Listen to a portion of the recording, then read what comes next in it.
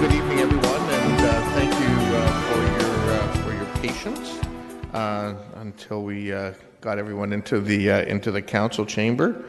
If I can begin by inviting everyone to stand as they're able for the singing of our national anthem, and we'll be the choir this evening.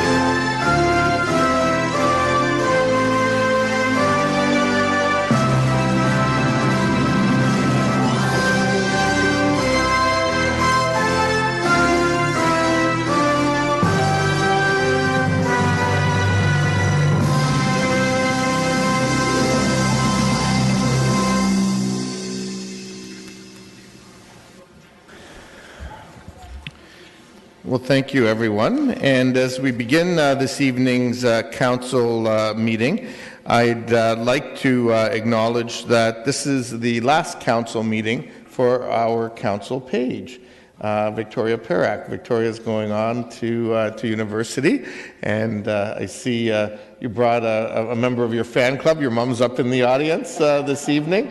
And so we want to thank you for your time with us here at Kitchener City Hall, and on behalf of all of Council, wish you much success in your academic endeavors. Congratulations.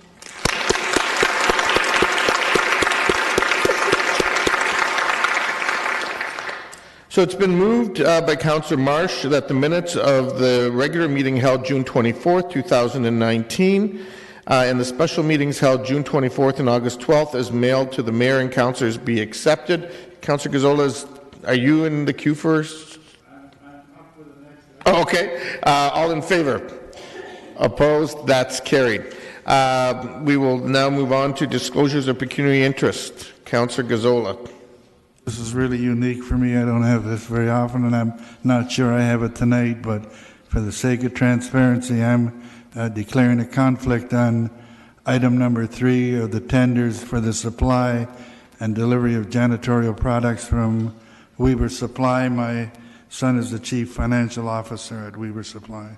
Okay, so when we come to that one, we will deal with that item separately. In terms of communications, there aren't any communications to refer to file. So we will now move on to our first presentation, and for this one, I will actually go up to the podium in the middle.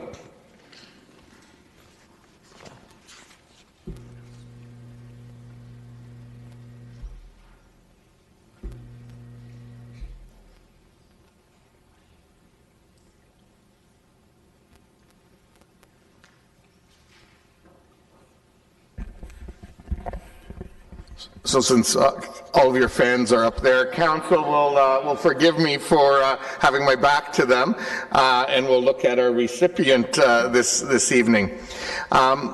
So this evening I have the pleasure of presenting the Sovereign's Medal for Volunteers on behalf of Her Excellency the Governor General. This is something that they have started to approach municipalities to do from time to time as recipients for things like the Sovereign's Medal for Volunteers occur in cities and communities across Canada. And so it is a real pleasure for me to be able to do that this evening for Caroline Tanswell. The Sovereign's Medal for Volunteers recognizes exceptional volunteer achievements from across the country and abroad, celebrating a wide range of voluntary contributions. As an official honour created by the Crown, the Sovereign's Medal for Volunteers is part of the Canadian honour system. The program was incorporated and replaced the Governor-General's Caring Canadian Award, which was created in 1995 by then Governor-General, the Right Honourable Romeo LeBlanc. The Chancellery of Honours, part of the Office of the Secretary to the Governor-General, administers this program. The medal recognizes living Canadians who have made a significant, sustained, and unpaid contribution to the community in Canada or abroad.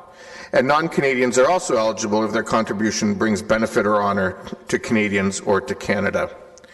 Nominations for the Medal for Volunteers are accepted throughout the year by the Chancellery of Honours and reviewed by an advisory committee which makes recommendations to the Governor-General. Tonight, I have the pleasure of presenting the Sovereign's Medal for Volunteers to Caroline Tanswell of Kitchener, Ontario. Caroline Tanswell has been volunteering teaching fitness classes for 35 years, promoting a healthy lifestyle and developing a community amongst participants. A nationally certified fitness instructor, she has been a mentor for volunteers and staff at the A.R. Kaufman Family YMCA. Caroline Tanswell donne bénévolement des cours de mise en forme depuis plus de 35 ans et fait ainsi la promotion d'un mode de vie sain et d'un esprit communautaire auprès des participants. Instructrice de conditionnement physique certifiée à l'échelle nationale, elle agit à titre de mentor auprès des bénévoles et du personnel de YMCA AR Kaufman Family.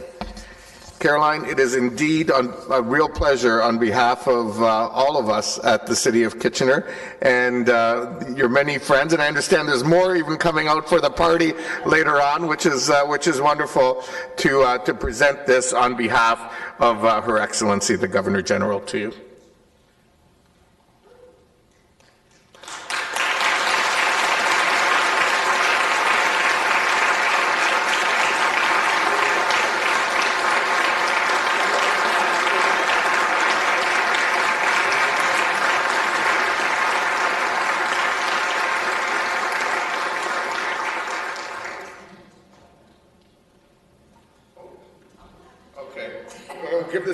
You can remind Dave about his great times in all your classes. We'll let you say a few words. As many as you want, actually. Okay, well, I guess I'll start off by saying I was 10 when I started, right? So that was one thing. And yes, it's a privilege. Those of you who come to my classes know that I don't need a microphone, right? You know that. It's such a privilege to always be at the Y and offering services that way. It's such a great community institution that it's very important in this community, and I know that the city certainly helps with that particular piece. But being able to share some of that ability to help people, not just through fitness classes, but in many other ways, talking, building community within our own YMCA is really important. And I would certainly acknowledge all volunteers at the Y for the work that they do. So thank you very much for the award. I appreciate being here and having you present it. I see very well people.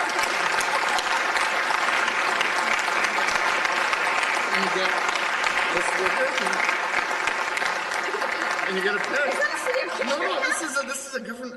Governor General, City of Kitchener, Governor General. No, it's a Governor General's pen. Oh, there you go. Give it back.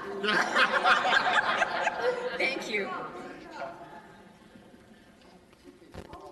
So they all follow me up now? Yeah. I think we'll have to make sure.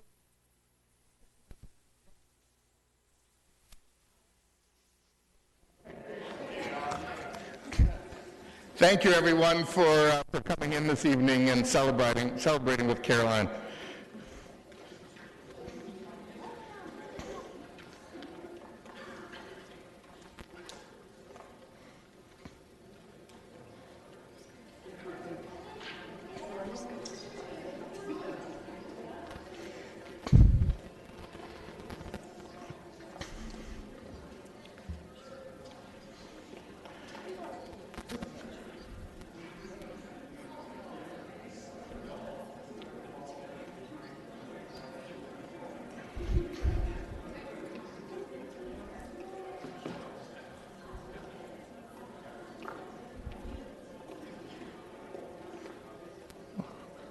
Okay, we'll now continue on with our agenda, and we'll move into the next presentation. I will point out that around 7:30, I have to leave for a personal matter, so I'll be leaving around that point, and this month's acting mayor, Sarah Marsh, will be chairing the rest of the meeting.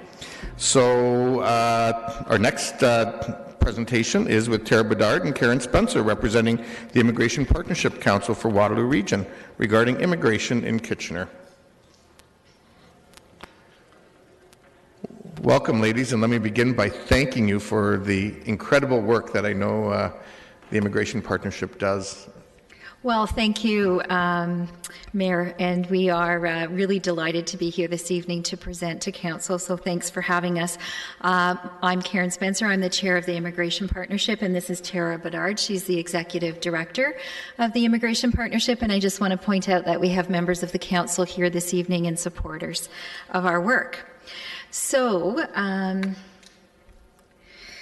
who are we? So the Immigration Partnership is a collaborative, is a collaborative of over 110 people representing over 60 community service, municipal, business, post-secondary, and other organizations and individual residents who have been working together for over 10 years to empower immigrants and refugees to successfully settle, work, and belong in Waterloo Region. The City of Kitchener Community Services and Economic Development Department staff have been involved with the Immigration Partnership since its inception, and we have greatly valued their partnership. Together, we have worked across the urban municipalities and Waterloo Region to develop joint outreach and information sessions to engage new immigrants in the area municipalities, created space for awareness raising on immigration topics by co-hosting events like the Waterloo Region Global Migration Film Festival and citizenship ceremonies, and worked to find solutions for better bridging new immigrants into work. Canada is growing immigration levels every year because immigration matters to communities across the country. Kitchener is no exception. Everyone has a role to play in making sure that immigration works in communities and that the mutual benefits to communities and to immigrants are fully leveraged. Municipalities play a particularly important role. Waterloo Region and Kitchener have always welcomed immigration.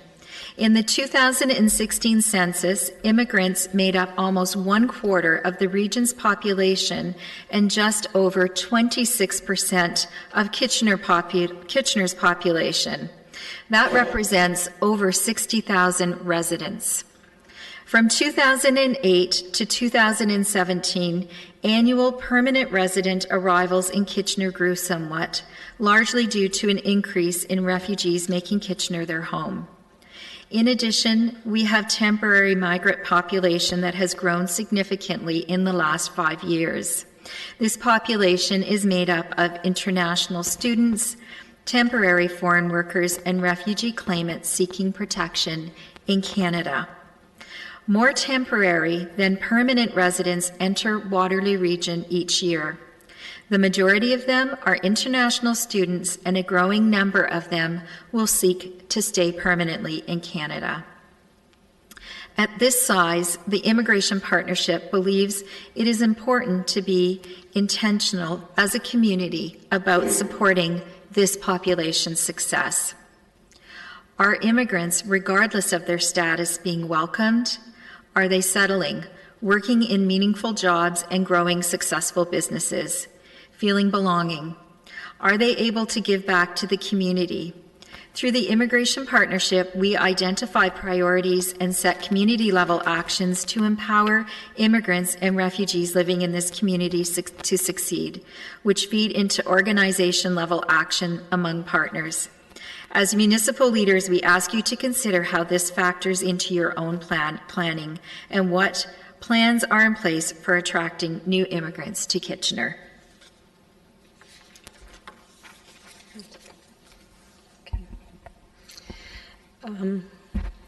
And when we talk about why immigration matters, Statistics Canada data shows that new international migration is the main driver of population growth in Ontario and in Waterloo Region. Canada needs new sources of talent to enter the labour force to maintain its high living standards. The Conference Board of Canada reports that between 2018 and 2040, immigration will account for all of Canada's net labour force growth and 1/3 of the economic growth rate. Statistics Canada reports have found that immigrant-owned businesses are more likely to be job creators and that, on average, immigrants donate more to charity than Canadians. Other research has found that immigrants consume arts and culture at higher rates than Canadian-born individuals, and that immigration is a driver of arts and culture in Canada. In short, when immigrants succeed, communities thrive. Kitchener and Waterloo Region are impacted by all of this. While some immigrants and refugees settle and find belonging and success quickly in our communities, others struggle. Immigration is an increasingly important factor in strengthening Kitchener and Waterloo Region's quality of life, community, social, and economic development, and there is a pressing social and economic imperative for municipalities like Kitchener to attract, retain, and effectively integrate a robust immigrant and refugee population. While immigration is a federal mandate,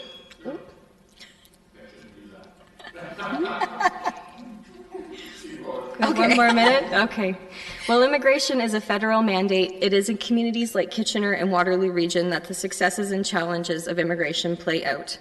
Municipalities across Canada are increasingly taking a holistic view and approach to immigrant attraction, retention, and integration. We encourage further engagement and partnership with Kitchener City Council and with the City of Kitchener across departments in a manner that addresses that spectrum of attraction to retention.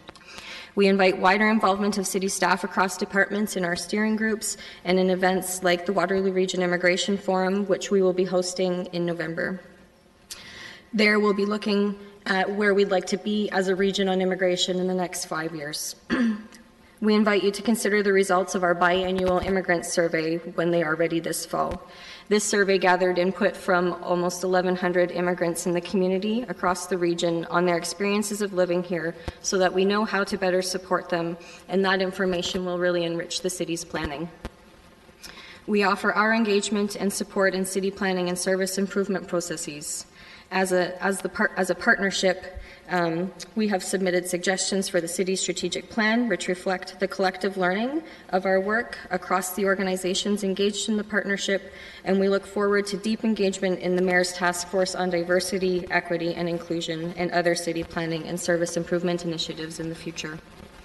We also invite Kitchener City Council to act as a strong advocate on immigration matters and for immigrants and refugees in Kitchener, with the federal and provincial governments so that everybody living in Kitchener and this region can thrive.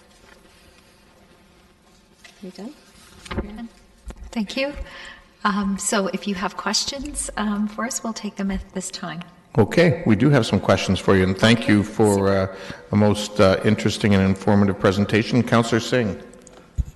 Yeah, thank you, Mr. Mayor, and I really appreciate the opportunity that you've taken to come and present before council, because this is the data sometimes. You know, a lot of times you assume this information, or that's just the right thing to do, to be inclusive, to accept newcomers to our community, to integrate them, help integrate them into our community as well. But little do we focus on the real, hard, tangible benefits that ends up being our own by promoting and doing the right thing. And seeing the information that you laid out is important, especially the chart that you provided. I hope, and this is more a comment for our staff, that we try to promote this information as a communication to our residents. I think, well, I'll ask you a question. Do you think the City of Kitchener can play an increased role in communicating with the residents what that ongoing benefits and tangible improvements to our economically and socially by having immigrants come and settle here in our community? Do you think the City of Kitchener can play a greater role? I think you're raising some really important points, because I think what you said was it's not just a good thing to do, but that our community relies on immigrants, that we need immigrants, we need immigrant talent. And yes, I do think that there's a role for the municipality in helping to promote that information amongst our residents. I don't know that it's as well known as it could be, the benefits that immigrants play in helping us thrive as a community. So I'll just quickly ask before you go into and answer further. It may help you with your answer as well. The data that you provided about the tangible benefits economically to a community with immigration, is that a living document that continually gets upgraded on, or updated, or is it many years in between getting that type of data? There is new research coming out all the time on the impacts of immigration on Canada, and we try to stay on top of and keep up to date in the data that we have and that we're sharing across the community, including with our municipal partners. So you are sending this data to our staff as well, ongoing? Yes. Excellent. And there's one thing that you, through your presentation, and you did touch on this on your own, saying that there could be a wider involvement of city staff. Do our city staff currently sit within any advisory boards or committees with your organization? Yeah, so there are staff from City of Kitchener's Community Services and Economic Development departments that are engaged we have 3 steering groups that we convene together with a leadership council, and they are involved in our steering groups working on kind of work and employment related issues and community belonging. I'm really glad to hear that. Yep. Thank you. It needs to be a work that's ongoing. So thank you. Councillor Johnson. Thank you. Thank you so much for being here tonight. I really appreciate hearing this report, and I know how much the Immigration Partnership has been working to really help drive our local economy and to help people feel welcomed into our community and help them find work. And you've been working really closely with the local chambers of commerce and local the food processing sector, the manufacturing sector, to help place people here, and you're doing an amazing job. So thank you so much for that.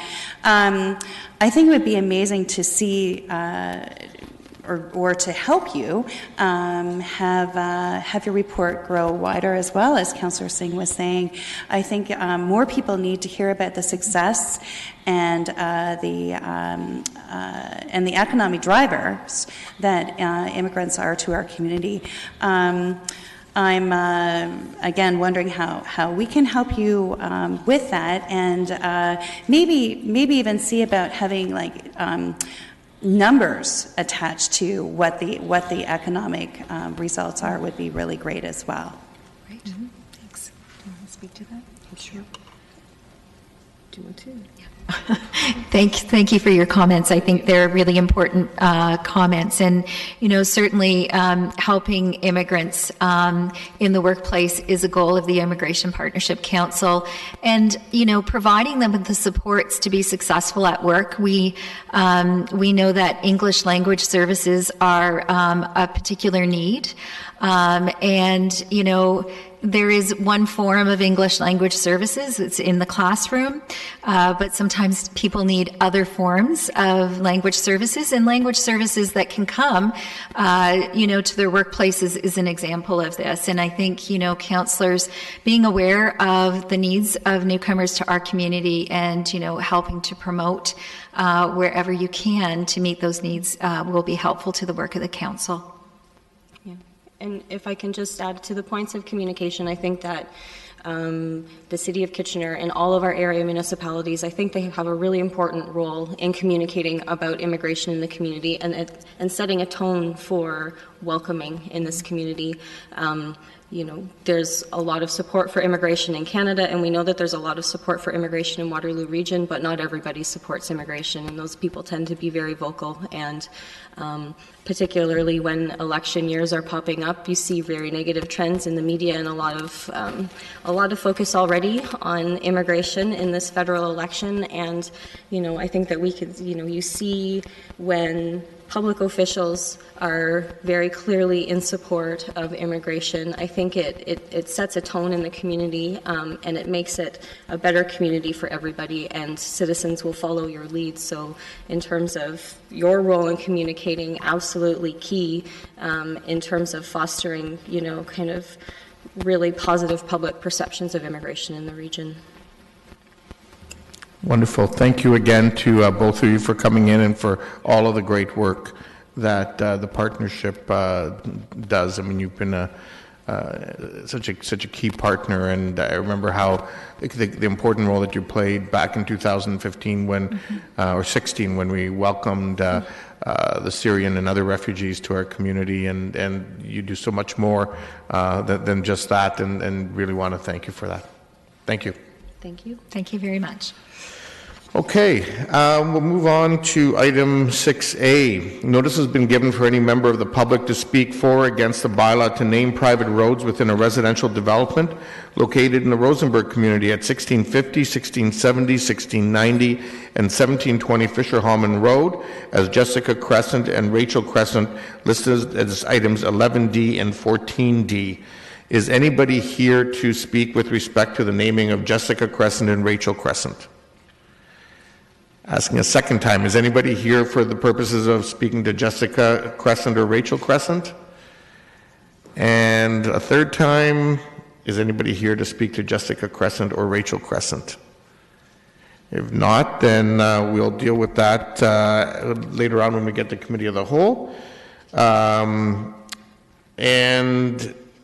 we'll move on to 6B. Notice has also been given for any member of the public to speak for or against the bylaw to name a private road within a condominium developed located at 155 Westwood Drive as Gleason Crescent, listed as items 11E and 14E.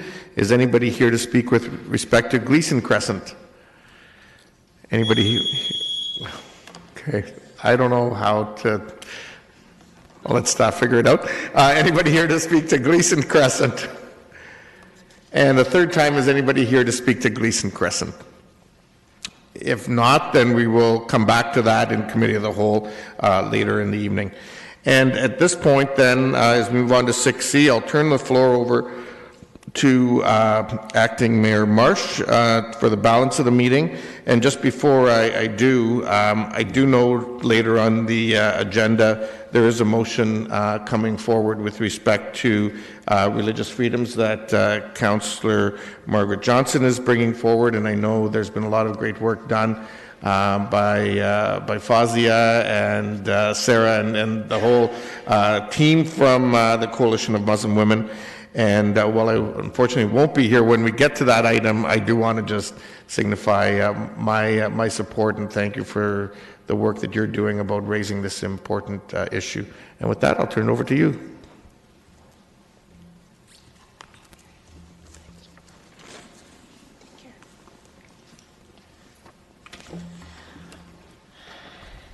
All right. So, thank you very much. We will next move on to item C. We have a delegate in the audience along with item D, actually. So we have two people in the audience just here to answer questions. If anybody has any questions from within council regarding a sign variance application for 150 Pioneer Drive, listed as item 3 on the Committee of the Whole agenda, then that person is here. Bridget Loveday is here to answer. Anybody? Seeing no questions, then we'll see if anybody has any questions regarding parking prohibitions on St. George Street. We have Philip Craig here to answer any questions. Oh, are you here to speak? Yes. Okay, that's fine. So, so I think what we'll do is we'll ask. Yes, please go ahead and you can. Okay, my name is Philip Craig. I'm a member of Benton Street Baptist Church. I have been for 50 years. The issue we parked on that street for 60 years. The city come along and says no more parking. And I tried to find out why, and the only thing I got, you talk about safety. Well, it's not about safety. I'll get to that in a minute. They said because if we park there, listen, we park there 4 hours a week. Can you imagine? 4 hours a week only. They took that away. I talked to all the people in the city that looks after the transportation. I talked to my councillor, and I talked to all these people. And the reason why we can't park there is because they need enough room for 2 cars to pass each other. I said, you're kidding me. I'll take you on a road trip. I can take you to 300 streets in Kitchener. One I lived on myself. It had no sidewalks, okay? People parked on both sides of the road. Kids played on that street. You couldn't get a baby buggy up between those cars sometimes. So if you want to start with safety, I can pick out a few streets that you can start on. So we go back to George Street. It's not about safety. It's about people that live in that condo. Okay, and what do you do? I hate to use the word discrimination. They use parking to discriminate against us. The city never showed up down on George Street just because it was unsafe. Nobody uses that street. It's vacant, steady all the time. I live downtown Kitchener. I go past that street all the time. There's nobody. The people that live in the condo, their parking is at the end of Benton Street, almost down in Cortland. So that street is pretty well vacant. And they phoned because we parked there. We parked 8 cars there. We've done this for 60 years. Now I want you to follow me into Benton Street Baptist Church on the Good Friday.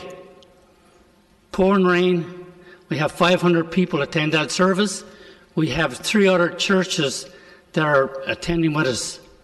12 o'clock, our pastor comes and says, anybody parked on St. George Street should leave because we have a bylaw officer out giving tickets. You tell me that's about parking? We only parked out there 1 hour and somebody phoned. I had cold shivers go down my body because I thought we were pretty well done with this stuff in 2019. Somebody phoned 1 hour while we were in that service. I seen people leave, like I couldn't believe it. People leave, go down to the nursery, we get baby buggies. I seen people walk out with walkers to get to the car so they wouldn't get a ticket on one of the holiest Christian days of the year. And you know what the officer said that was writing the tickets out? He's had a flood of phone calls. Can you imagine? A flood of phone calls on a stat holiday, on a special day, and he's out giving out tickets. So that's not about parking. That's not about safety. It's about somebody discriminating against the church and they use the parking to do with it. I got 3 requests. One request, the city should change the sign back the way it was, parking. And right now we deserve a letter of apology for inconvenience and embarrassment that we had to go through. Benton Street Baptist Church has been there for 168 years. We're a downtown church. We cater to who? The homeless, the people that are addicted, people that need money, people that need direction, people that come in for hampers. We're the church. We're not a Sunday morning church. We're open 7 days a week. And that's how we get treated? 4 hours a week we park there. Insanity. And also during our church, all week we have people that meet in our church, AA meetings. The KW pregnancy, they meet there. We're talking about immigration. We have new immigrants that are Christians that come to our church and they have their own service in their language. My other request is a downtown church like Benton Street Baptist Church, okay? We've already had 2 other churches that left and became their own congregation, big congregations in Kitchener. I recommend that Benton Street Baptist Church get a plaque for outstanding community service. And that's how I feel, and that's how we get treated. It's pretty sad in 2019. And I got a few seconds left. I hope you understand me because I used my Newfoundland tongue tonight. Okay, so... I think everyone understands you just perfectly, yes. Yeah, like I said, the parking. And listen, if the street was so important about putting the parking sign up, no parking, why didn't they go across the street on the other side of Benton Street? It's the same street. Okay. They park 24 hours a day. and we can't park 4 hours on a Sunday morning or when we have a special occasion, something's wrong with this picture. Okay. Thank you. Thank you, Mr. Craig. There may be questions for you, Councillor Chapman. Hi, thank you so much for coming in today. My question is actually more for staff. Okay. Is that okay? Are there any questions of the delegate? Okay, so if you can cue back out, Councillor Chapman, cue back in. Councillor Michaud. Hi, thank you for coming out tonight. Can I ask you, when you had interaction with bylaw about this, was it like how long ago was it you had an interaction with bylaw about the parking problem? I'm sorry, I couldn't hear you. How long ago was it that you had an interaction with bylaw about your parking issue? If you said it earlier, I'm sorry I missed it. I've talked to, like I said, I talked to a councillor. Is that what you mean? No. I mean, when was the last time you spoke with a city staffer about parking? The last time I talked to somebody about parking was, I have the notes at home. Okay. It's probably a month ago. Okay, thanks. Probably a month. Okay, thank I you. mean, I'm surprised that those guys didn't, like, I mean, it never even made sense what they told me. 2 cars to park on a Sunday morning. Can you see a lot of traffic at St. George and Benton Street on a Sunday morning at 9 o'clock? No, I Like understand. the 4 hours a week, I mean, that's insane that they would change that. Thank you. Thank you. Okay, thank you. Those are all the questions we have, and thank you for bringing forward your passionate plea. Now we're going to ask questions of staff, so thank you. Okay. Okay. All right, Councillor Chapman. Mr. Cronkite. Yes, we have Mr. Cronkite here tonight, so to answer. Hey? What? Yeah, go ahead. So we've had exchanges about this, and I just wonder, I understand that, ever since the Arrow Loft building has been there, the concern has been the amount of traffic that goes out onto St. George Street. I also understand that it's for safety, but is there a possibility to get signage up on St. George Street that would give free park or available parking for that, say, 4 or 5 hour window on Sundays to accommodate the churches? Because there could be other churches. There are a number of churches in that immediate area, right? Through you, Madam Mayor. To put a little perspective to this, the one thing that I will note is that our historical data shows that parking has been prohibited here for 30 plus years. It's been a request that goes back for nearly 3 decades in terms of dealing with previous pastors and the like. Part of the issue here when it comes to Sunday afternoons in churches is that we traditionally haven't allowed for parking specifically for one particular use, such as this, especially on a Sunday. There is still traffic. There is the lane that is directly across from the church that accesses the rear of Bread and Roses. So we want to make sure that there is clear and easy access to Bread and Roses in that one-way laneway that's there. The road is very narrow. And the other thing that I would point out is that it's also very close to Charles and Benton parking garage, where parking is free on Sundays. So there is an abundance of free parking in downtown currently that is fully accessible. What can happen in this case would be to allow for the pickup and drop-off of more vulnerable users of the church, so those that are less able-bodied, so that you can still utilize that space in a manner that helps to assist with patrons of the church while not changing the bylaw. Bread and Roses is across the street, right? Or where is it? It's behind. Okay, sorry. So could they not do that drop-off and pick-up right now anyway without any signage? Like, I presume that's what's happening already. Through the mayor, yes, that's something that you can do now. In no parking areas, you do have the ability to stop and pick up and drop off. That's something that people aren't fully aware of most of the time. And so I would suggest that that's a really good use of the space for the church at this point, with Charles and Benton ultimately being where we would like to see people parked. Okay, thank you. Thank you. Councillor Gazzola. Did council deal with this issue? No, this was a committee of adjustment topic, and so that's why we're hearing about it. But Well, is there a way that we can send this back to staff now so that we can get some kind of a report so that everybody around the horseshoe knows what's going on? I mean, there's enough, the neighborhood's speaking up, so can we refer this to staff and have a full look at it? I think that sounds like a reasonable request. Absolutely. Do we need a notice? Do we need a motion on that?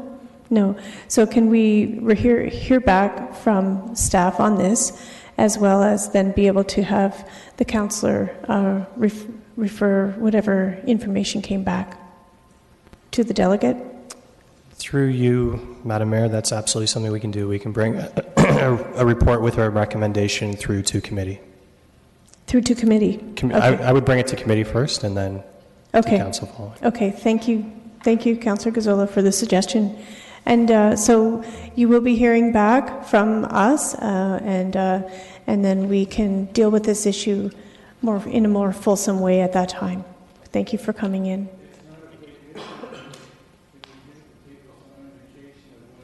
Councillor Gazzola, you're not queued in. Do you want to speak? You won't.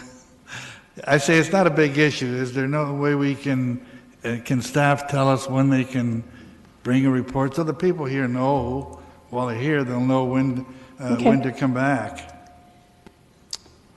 Through you, Madam Mayor, what we'll do is bring it back in late fall once we've had a full opportunity to review the history and make sure that we've had appropriate time to write the report. And what we'll do is send a letter to the church so they're well aware of when it's coming to committee. Thank you. Okay, thank you very much. Madam Clerk, there's another there's another delegate that I don't see listed here. You said from the Committee of Adjustment.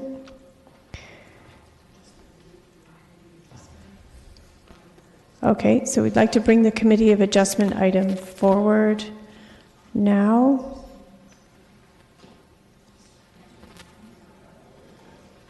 Oh, okay, I see. There's a person here in the gallery here to answer questions regarding the Cadillac Fairview signage request from the Committee of Adjustment. Are there any questions for the delegate?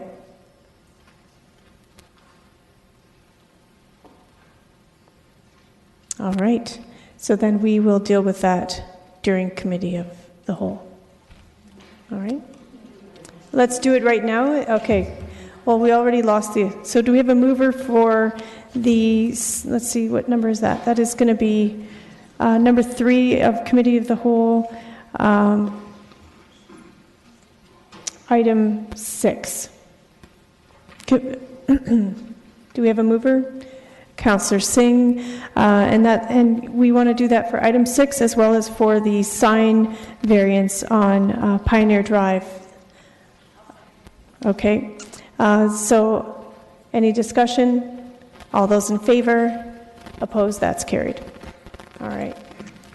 So that passed, and now we can move on to the next delegate.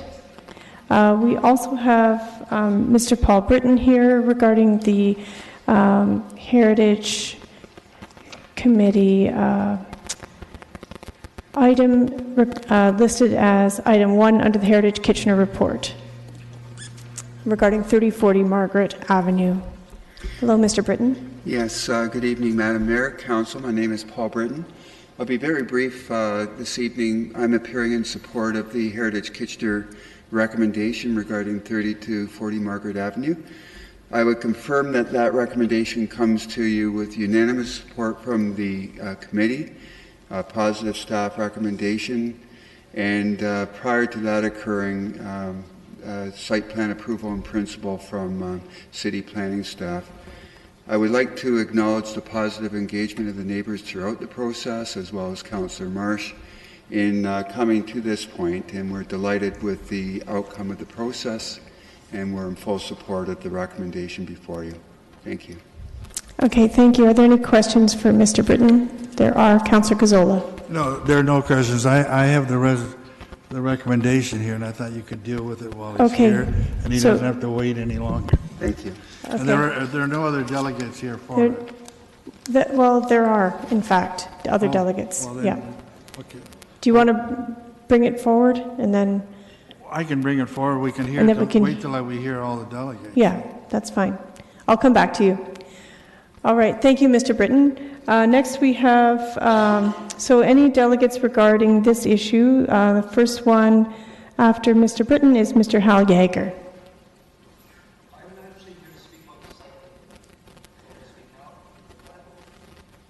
I can't hear you. I'm actually here to speak about the cycling route, not about... Okay, this is not, that's not the topic to, yeah, okay. It's coming up later in the... Yes, okay. I have it listed here for that issue, so thank you. Next, is there anybody else here regarding 30 to 40 Margaret? Okay. Councillor Gazzola, now it's your turn.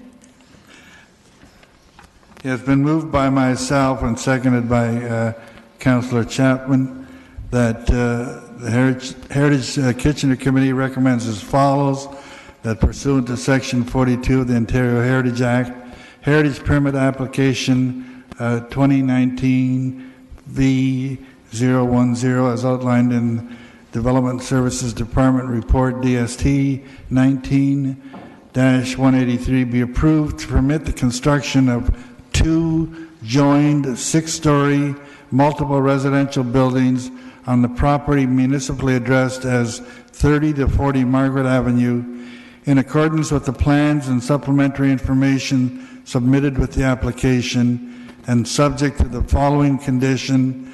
The condition is that the final building permit drawings be reviewed and heritage clearance provided by heritage planning staff prior to the issuance of a building permit. Okay, thank you very much. Any discussion, questions? All those in favor? Opposed? That's carried unanimously. Okay, thank you. Next we have Kathy Mortimer here to talk about invasive plant strategy. And there's a presentation. Is there a... Okay.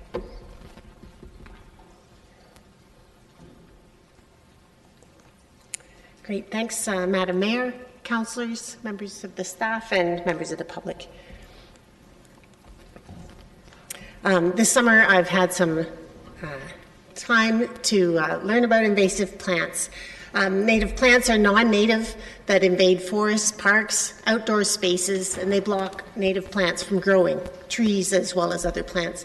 They spread quickly, they decrease the habitat for native wildlife, and they can change the soil chemistry. Invasives contribute to species loss, and they can wreck our infrastructure, bridges, cement, wetlands, and they reduce the quality of the human habitat. I wondered if there was any in my Kitchener neighborhood in Midtown, and I walked for 2 blocks along the Spurline Trail and in a small park where I found species like Japanese knotweed, buckthorn, invasive honeysuckle, garlic mustard, Norway maple, periwinkle, and lots of others. I couldn't believe that the spaces that looked so green and good over the summertime were actually in some cases, more than half invasive plants. So I also started to look at doing some research and found out Ontario municipalities spend on average nearly $400,000 a year managing invasive species. It makes sense to have a strategy in place to ensure that those funds are spent wisely. And with the plants, time is a critical issue. The costs only increase. Prevention is much cheaper and easier than trying to manage plants that are established. And here we just have a quick look When you first have a species introduced, there aren't too many of them. It's really easy to manage them. As time goes on, eradication becomes less possible. You're looking at managing things that are in the wildlife. And, we've got public awareness is partway up that list, and I think that might be where we are. So time is important to start to take action. I also learned there's a lot of experts here in Waterloo Region as well as across the province to manage invasives. People have built their academic careers on this stuff, and I've talked to some of the professors both at University of Waterloo and in Southern Ontario. Dr. Janice Gilbert, who runs the Invasive Phragmites Control Centre, suggested that after seeing the success of City of London, when they've adopted an invasive plant management strategy a couple of years ago, they're already seeing successes.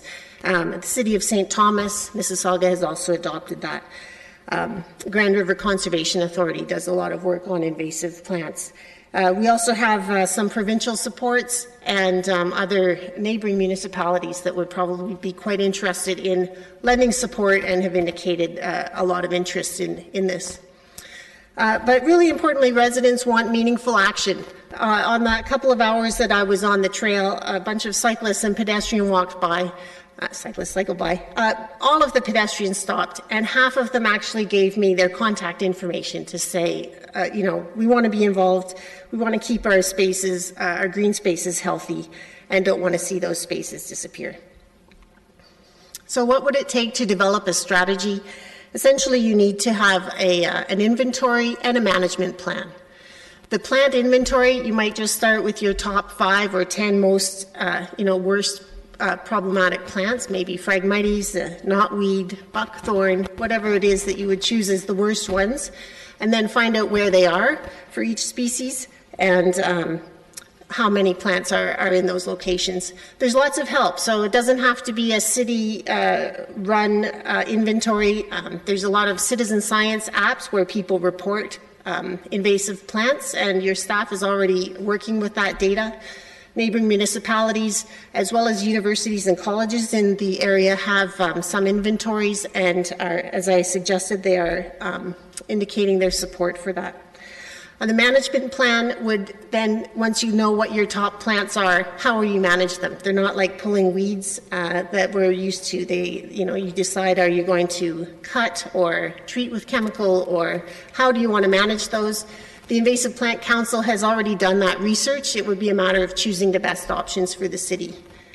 And then once you have that, you can develop a strategy, identify the priorities, establish the goals and timelines. And it's also important to get residents involved. This summer, I was in touch with a lot of people across the country. Somehow it grew. And I was talking with a person from Victoria, BC. He meets with a group of friends for 2 hours every Sunday morning to remove invasive plants in and around the capital. This group has been active for 15 years. Imagine what a dedicated team of 10 to 15 volunteers working 2 hours a week has accomplished over that time. Besides removing a lot of plants, they often go for coffee after the work and have developed a real social bond, a side benefit, but so important to keeping this going. I can imagine that if people are concerned, people will also help out. So there's, on behalf of these, of many people in Kitchener, I'd like to suggest the motion, be it resolved, the City of Kitchener develop an invasive plant management strategy for 2021. That timeline would allow time to look at the budget and see what your priorities are. So, thanks. Thank you very much. And thank you very much for your engagement on this issue and your initiative that you've taken. I know that it's a real passion project that you have taken on lately, so thank you. We're going to have some questions for you, but first I want to just mention that we skipped a procedural step. It's my fault because I'm new in this temporary role. This was not on the official agenda, even though I know Kathy did email all of us with her presentation on Friday, so this was no surprise. So we just need a quick vote to add this to the agenda. A motion, Councillor Singh, all in favor? All right, so that happened before. Let's just pretend. So we have some questions. Councillor Chapman. Yeah, hi. Thanks so much for coming in. I think your passion and your interest in this topic is wonderful and very important. Of the list of residents that you've collected, have you met with them to talk about ways that you could work with the city to initiate volunteer scouting of the trails and the parks? Yes, we've actually met once with a couple of city staff at a particular park in that area that I indicated. We'd walked around the Guelph Street Garden, and it looked really positive. So there was a lot of interest. Over the summer, it's not always easy to pull people together, but there was already a group there that seemed quite interested in digging in. Okay. So when it's appropriate, I have a request of staff. Okay. Of course, Councillor Galloway-Seelock. Yeah, I was just going to ask more for numbers. So you said that 50% of the people were there, or who walked by when you were there. What was 50%? Oh, there was about 8 people walked by, and 4 of them gave me all of them stopped to talk to me. Yeah. Every person, and I was worried. So what are they going to say? And they were all really interested to know about. Some of them didn't really know anything, and some knew more than I did. But 4 of those 8 people gave me their email addresses, which I was just quite astounded. Yeah, that's great. Thank you. I have questions of staff as well. Okay. Councillor Singh. Yeah, thank you. And I think I had a similar question as Councillor Chapman about what level of engagement that you've had with our staff leading in. And I think you're raising a really important point, and maybe you can give additional input on this. Is this a constant evolving and losing battle because of climate change, that we're more susceptible to invasive species, be it floral growth or insects? With the research you've done, are you seeing other municipalities taking on this challenge, and to what level? You're right, I am no expert on this topic, and there's probably people in the room know more than I do about it. But there are municipalities across Ontario and the country who are taking action. And they know, as you've seen with the emerald ash borer so it's an insect, but any of these types of problems are very expensive once they get to the level where everyone is noticing it. And one of these plants, this one actually in the picture, is called Japanese knotwood. In England, they have it's much more established. And if you have it on your property in England, you can't get a mortgage for your house. Wow. It will come through 8 inches of concrete.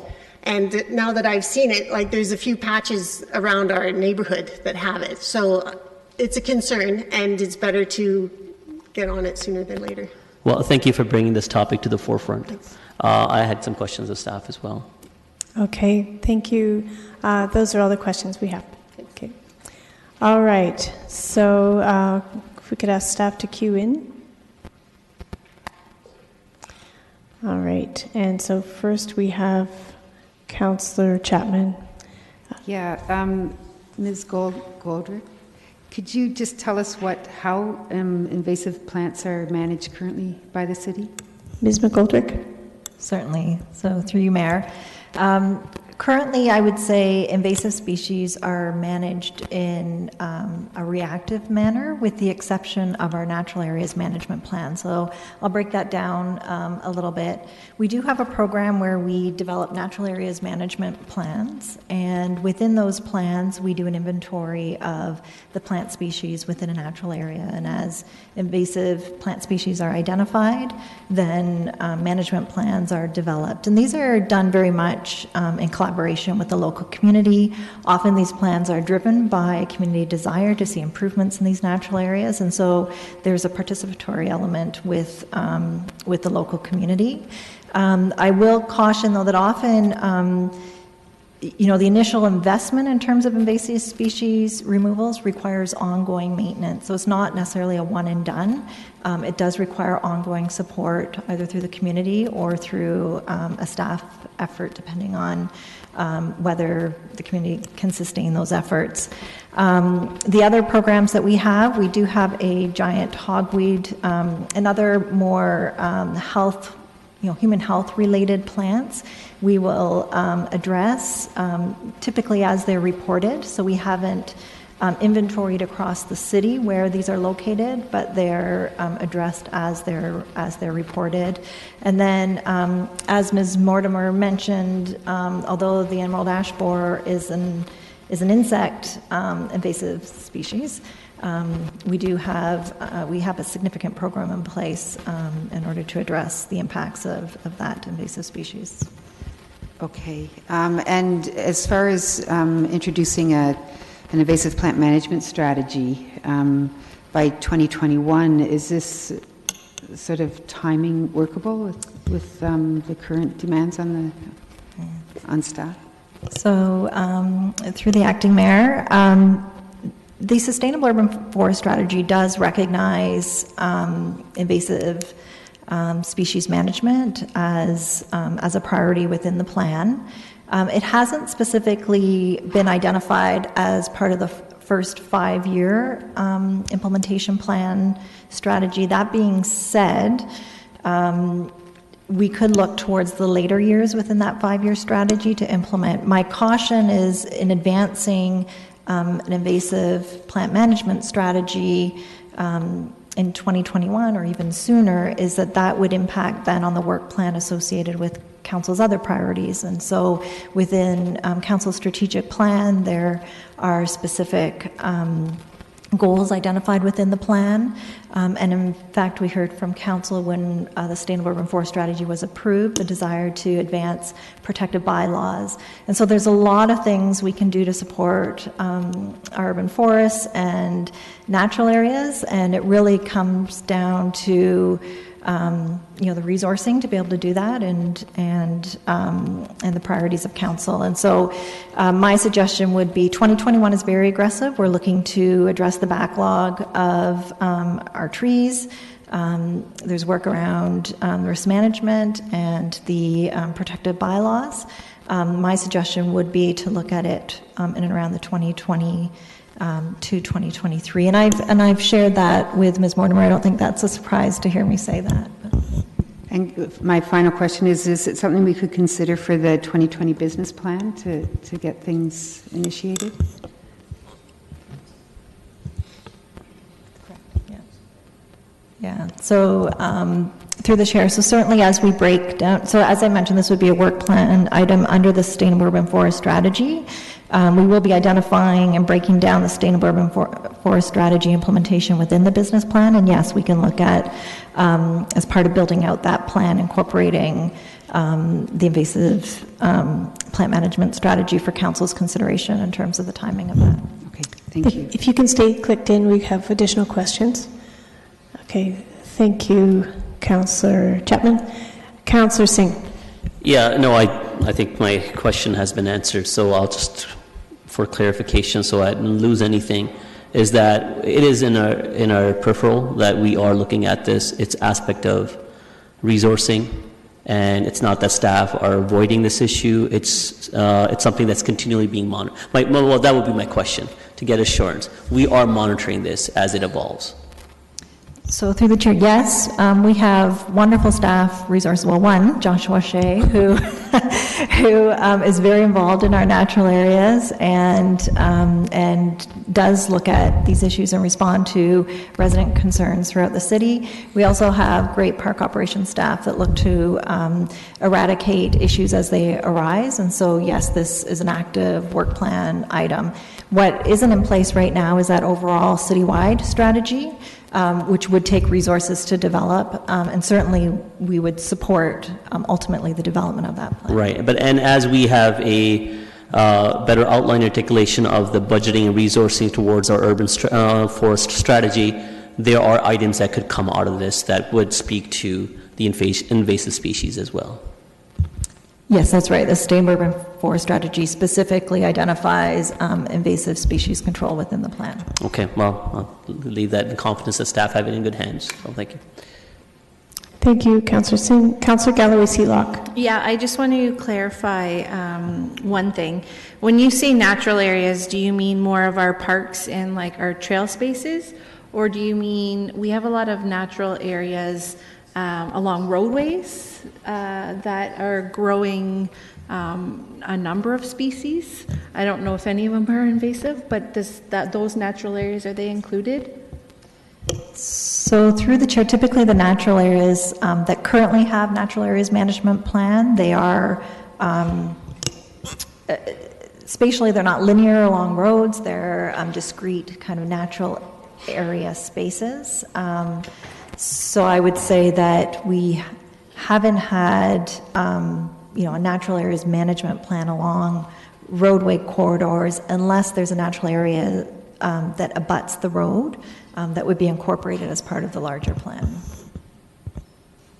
Okay, that's something that we probably need to wrap our head around. It maybe it's a separate issue, but natural areas, naturalized areas around roadways, and we can talk offline more about that. I just quickly wanted to say a lot of my questions were answered in referring this to staff. I do think it's something that we need to discuss during the business planning process next year and put it in there with the rest of our priorities and make sure that it's something that we don't lose sight of. I think it's important. So I'm not suggesting any timing or anything like that, but just make sure that through the 2020 business plan that we have a discussion on where this should fit amongst our priorities. Okay, thank you. Councillor Johnston. Oops, what happened there?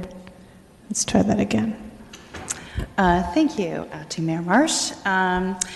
And I really appreciate this being brought up, so thank you so much for your presentation tonight. I think it's really important that we take a look into this. I'm wondering, I have a question for Ms. McGoldrick. I'm wondering if there's some things that we could do that perhaps are not going to affect the budget, but are some education pieces that would be, I'm hoping, fairly easy and maybe not too staff intensive to look at, and maybe with using some of the information that our delegate had this evening. It would be great if we had maybe a spot on our website where we could identify some invasive plants for people to look at around their own homes.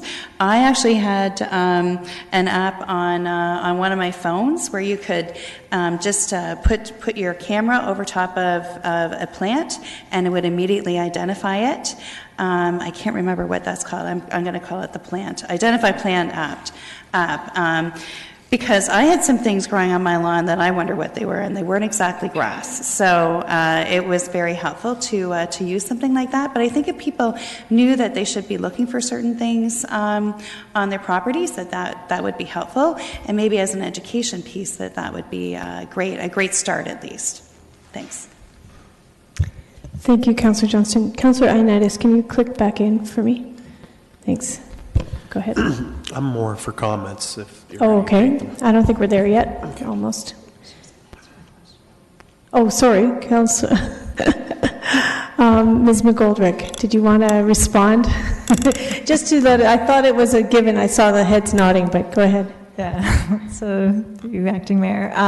Certainly, we can look at what's currently on our website. I have to admit, I'm hoping that we already have some existing information, but we'll certainly take a look at that and then look at where we could potentially link to other resources that would be helpful for our residents. So yes, great suggestion. All right. Next we have Councillor Gazzola. I just have a quick comment. I'm glad to see there's a lot of interest in this because Ms. Mortimer wrote to council and it seemed to sit around for a while, and I sent a letter off to Ms. McGoldrick and she quickly moved on it and got together with our staff, and I was able to learn that our staff is already doing a considerable amount of work. The only point I would like to make is that this is something we need to look at and all that, but I think the first thing we need to do is refer it to our work plan. It's something that, of course, needs to be done, but I think it needs to vie with everything else that staff is currently working on. Just my 2 cents worth. Okay, we were still in questions, but I ran out of questions. I gave you some leeway. Okay, you ran out of questions. I have one more question. Ms. Mortimer mentioned a reference to what's happening in Victoria with a group of dedicated volunteers. My understanding is that there are certain methods that our staff would be wanting to make sure that volunteers are able to use if they decide to go ahead and remove invasive species on their own. So would we also be able to move more quickly on perhaps a training session or two to make sure that if there are volunteers who are willing and able and interested, that we can capitalize on that energy and allow people to know what to do when they come across an invasive species? So in response to that question, I'm not sure if it would be the City of Kitchener that would take the lead on a training program. I think we'd look to other partners to do that. Ms. Mortimer mentioned the Grand River Conservation Authority, and they certainly have a lot of expertise, and they also have a program of reaching out to landowners. So we would look to see what is currently existing rather than develop a training program ourselves. Right. That being said, we do have interested residents coming forward in terms of the work that Josh is doing in natural areas management plans, and I understand through the Love My Hood greening initiative that there's opportunity there and indeed some interest. And so we do see staff providing that expertise and support through those mechanisms, and that support would continue. Mm-hmm. Okay, and so further to Councillor Johnston's question, you answered that yes, we could look at what's on the website now, and but are we able to commit to having at least a page that would have the point to other resources like the GRCA, etc., within a certain time frame? What would that be? So through the chair, so in terms of the timeline, I would look to my communication colleagues in terms of that website update, but really it shouldn't take very long at all. There's some great resources out there that even if we didn't develop the content on our own page, we can provide linkages. And so in terms of timelines, Ms. Robb, do you want to weigh in on that? So I think it's really just a matter of connecting with Denise's staff and coming up with that content. Usually I would say that would take a couple of weeks given their other work schedule, and then doing the update itself is quick and easy. And I would agree with Denise that the concept would be not to own the intellectual property ourselves, but really to redirect people to the experts where they exist, and as Mrs. Mortimer pointed out, so that we're not recreating the wheel, so to speak, but giving people a starting point. Thank you, Ms. Reb. Okay, and now we're into comments. Councillor Ioannidis. Thank you, Madam Mayor.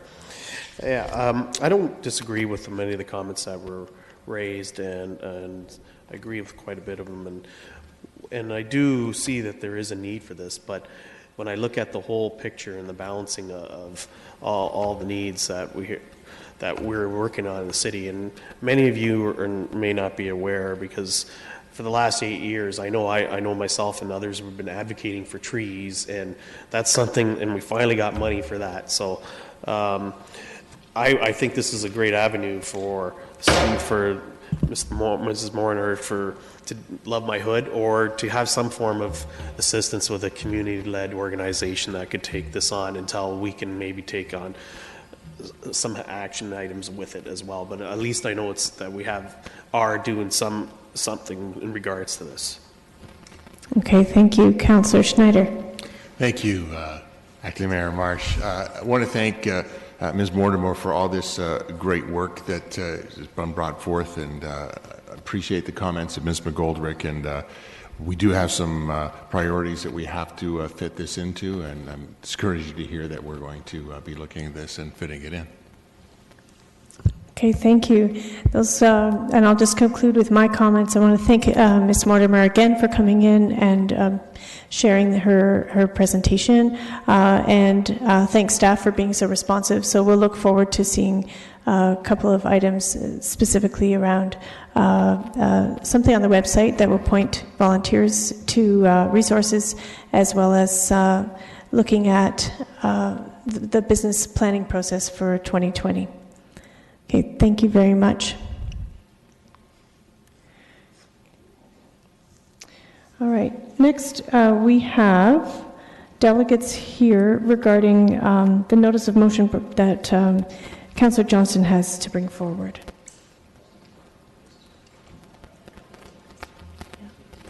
So, Councillor Johnston, if you can please bring forward your motion. Yes, thank you. Thank you through Acting Mayor Marsh. I am pleased, very pleased, to move this motion regarding coming out against the polarizing Bill 21 passed recently in Quebec. It is important for our city to show that we value religious freedom for all faiths. And I'll read the motion. Whereas hate crimes against religious minorities are growing in Canada, and whereas the City of Kitchener fully supports every citizen's right to choose what they wear and condemns the province of Quebec's legislation to limit that choice, and whereas the city values religious freedom for Sikhs, Jews, Muslims, Christians, and people of all faiths, and acknowledges the harm the province of Quebec's Bill 21 can inflict on those who sincerely seek to follow the practices of their faith and dictates of their conscience. Therefore, be it resolved that the City of Kitchener denounces the province of Quebec's Bill 21, and therefore, be it finally resolved that Kitchener City Council affirms our commitment to the principles of equity, diversity, and inclusion for all of our residents, which includes support for religious freedom and the preservation of the rights of minorities. Thank you very much. And I know we have seconders for that motion. Councillor Chapman. All right, so next we're going to have some delegates come up. And the first one on my list is Ms. Fawzia Mazar from the Coalition of Muslim Women of KW.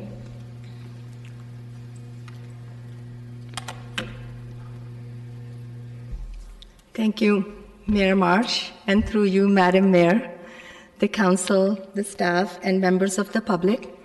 First of all, thank you very much, Councillor Johnson, for bringing this motion forward.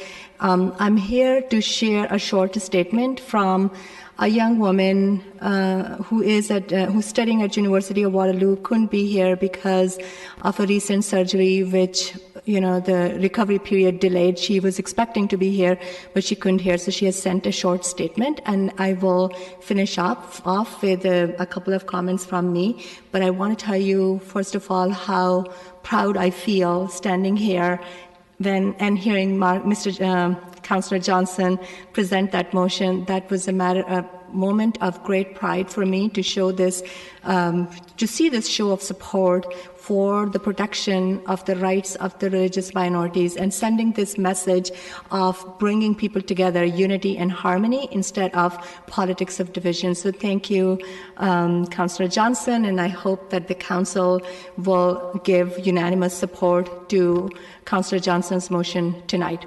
So let me read the statement from the student first. She says, "My name is Fatima, and I'm a student at the University of Waterloo. I'm a visible Muslim woman and a Libyan-Canadian second-generation immigrant. I have lived in this region for essentially my whole life, and I love it here. Seeing Bill 21 being passed and celebrated has been incredibly heartbreaking. It is a reflection of the rising xenophobia and acceptance of it, not only in Quebec, but unfortunately in the country. The state's job is to protect the rights of minority groups, not to curb their personal liberties. The bill is offensive and undermines the fundamental rights that we as Canadians are entitled to and we deeply value. But what has also been shocking is the silence at the federal, provincial, and municipal level. There has been a lack of action and basically any response on this issue, and this has been truly disappointing to me and to countless other communities affected. If our leadership is silent on this crucial issue, I can only fear what could arise down the road, even for us here in Ontario and in Waterloo region. There are many young people in Quebec who will be unable to find employment in their desired field because of this bill, and that could have easily been me. We're just a border apart. Myself, along with countless other young people who have ambitious hopes of working in the public sector, now question whether they will have to sacrifice values that they cherish and hold close to their hearts to be active and productive members of their communities. Oftentimes, you read a headline as I read the news on this bill passing, or watch a video and forget that these messages are about you because of the sheer volume of them over time. That there are people in this nation that do not want you here as you are, as you choose to be, and believe that something like a scarf, a turban, or kippah could hinder the ability to be what they want to be. I'm fearful of what's to come. We tend to look at our neighbors in the South and believe that we are better. However, it is pivotal that we recognize that xenophobia in so many forms, explicit, like in the form of bills such as this one, and quiet, is right here in front of us, and that if we do not take action, the livelihood of many will be at risk. I urge you to speak out and stand up for the rights of all Canadians to enjoy our constitutional freedoms, including the freedom to practice the religion. Please reach out to the communities affected by this bill and amplify their voices, and as you stand alongside them. Thank you. This is the message from Fatima, and as I said before, I'm really glad that it's happening today here in our community. Fatima and myself and a lot of other women have been directly impacted by this bill and the environment that has created this bill, and the bill is feeding to that environment, which is an environment where members of the Muslim community across Canada and in Waterloo region are seeing a consistent and very alarming increase in hate crime and hate incidents against them. So in 2017, the hate crime statistics in Canada saw 153% increase in hate crimes against Muslims in Canada. In Ontario itself, it was 207%. A lot of time, these numbers do not tell us the actual impact of the crime on the individuals that are become victim of these crimes. So the impact of these crimes are not only on the individuals, it's also, these crimes terrifies the whole community. So the impact is isolation, not only for the individual, but for the communities, erosion of their sense of belonging, and really, the most important thing is these kind of acts foster alienation and marginalization for the whole communities, especially when we talk about the youth of these marginalized communities. So I'm so glad that today our council will be standing up and really making it clear for everyone that we send a message of hope over fear and a message of support over hate. And as you know, we all know that when hate becomes legislated in the form of bills like this, it emboldens a lot of people in the nation who have even this slight bit of hate or tendency to discriminate against minorities. So it's really, really important that our power system is actually really clear about saying that we are not on the wrong side of the history. We're on the right side of the history, and we will stand up for the rights of all Canadians, including religious minorities. Thank you. Thank you so much for your leadership, Ms. Mazar, on this issue, and for coming and speaking so eloquently on behalf of Fatima and on behalf of yourself as well. So thank you, and there are no questions for you. Thank you for the opportunity. Oh, I apologize. There's no clapping other than when we give presentations. I know it's a little confusing, but so earlier there was clapping. Now there's no clapping. Next we have Ms. Ghazala Fawzia from the Coalition of Muslim Women of KW. Welcome. So good evening. Thank you, Acting Mayor Marsh and councillors, and especially special thanks to Councillor Johnson for bringing up this motion. And giving this opportunity to speak on behalf of the Coalition of Muslim Women. First of all, I need to admit this is my first time attending any council meeting here and speaking to the council, so that's really very important moment for me, and also very good experience. So thank you for giving me this opportunity. So my name is Ghazala Fawzia, and I am one of the founding members and current chair of the Coalition of Muslim Women of KW. It is a very historical moment for our organization to witness a motion regarding denouncing Bill 21 at City Council. It is also heartbreaking to see that after 9 years of our existence, we are still addressing the same issue. That was the only reason to bring our organization into being. 9 years ago, we started this organization as our response to Bill 94, which scared us enough to bring us together as a community. Since then, we have been educating ourselves and larger community about our constitutional rights and responsibilities as a faith community and our contribution, participation in the development, progress of this city and our beloved country. We are grateful for residing in a community where our mayor and elected members care about these issues and take actions to ensure inclusion, safety, and religious freedom for all communities. I express my gratitude for the Council for tabling this motion and ensuring equal rights for all Canadians. I also look forward to a unanimous approval for this, for the Council this evening. Thank you again. Thank you very much for coming in, and you did a wonderful job. As would be expected from you. Thank you so much. Thank you. And next we have Ms. Mina Wasim, and it's not her first time here at a council meeting. Welcome back. Hey guys, it's me again. I'm not going to make you do any activity this time, but actually I am. You know what? Okay, how many of you in this audience have kids? Just raise your hand if you have kids. Okay, pretty cool. How many of them attend elementary, middle, or high school in the region? Pretty sweet. How many of them attended high school, middle school, or elementary school? Nice. There's over an 80% chance that I came and I presented to them about mental health and learning about how their mental health and well-being is impacted by the different stressors they face in their lives. There have been council meetings where I've sat with board members of the YMCA and I presented to them about well-being in children's lives. I have presented at the WRDSB on Islamophobia and sat as a panelist, and I've spoken at so many of these community events. On top of being an honor roll student, on top of volunteering over thousands of hours, on top of winning tens of awards. And you know what's interesting about all of this? Is that when Bill 21 in Quebec came out, I felt like I had been slapped in the face.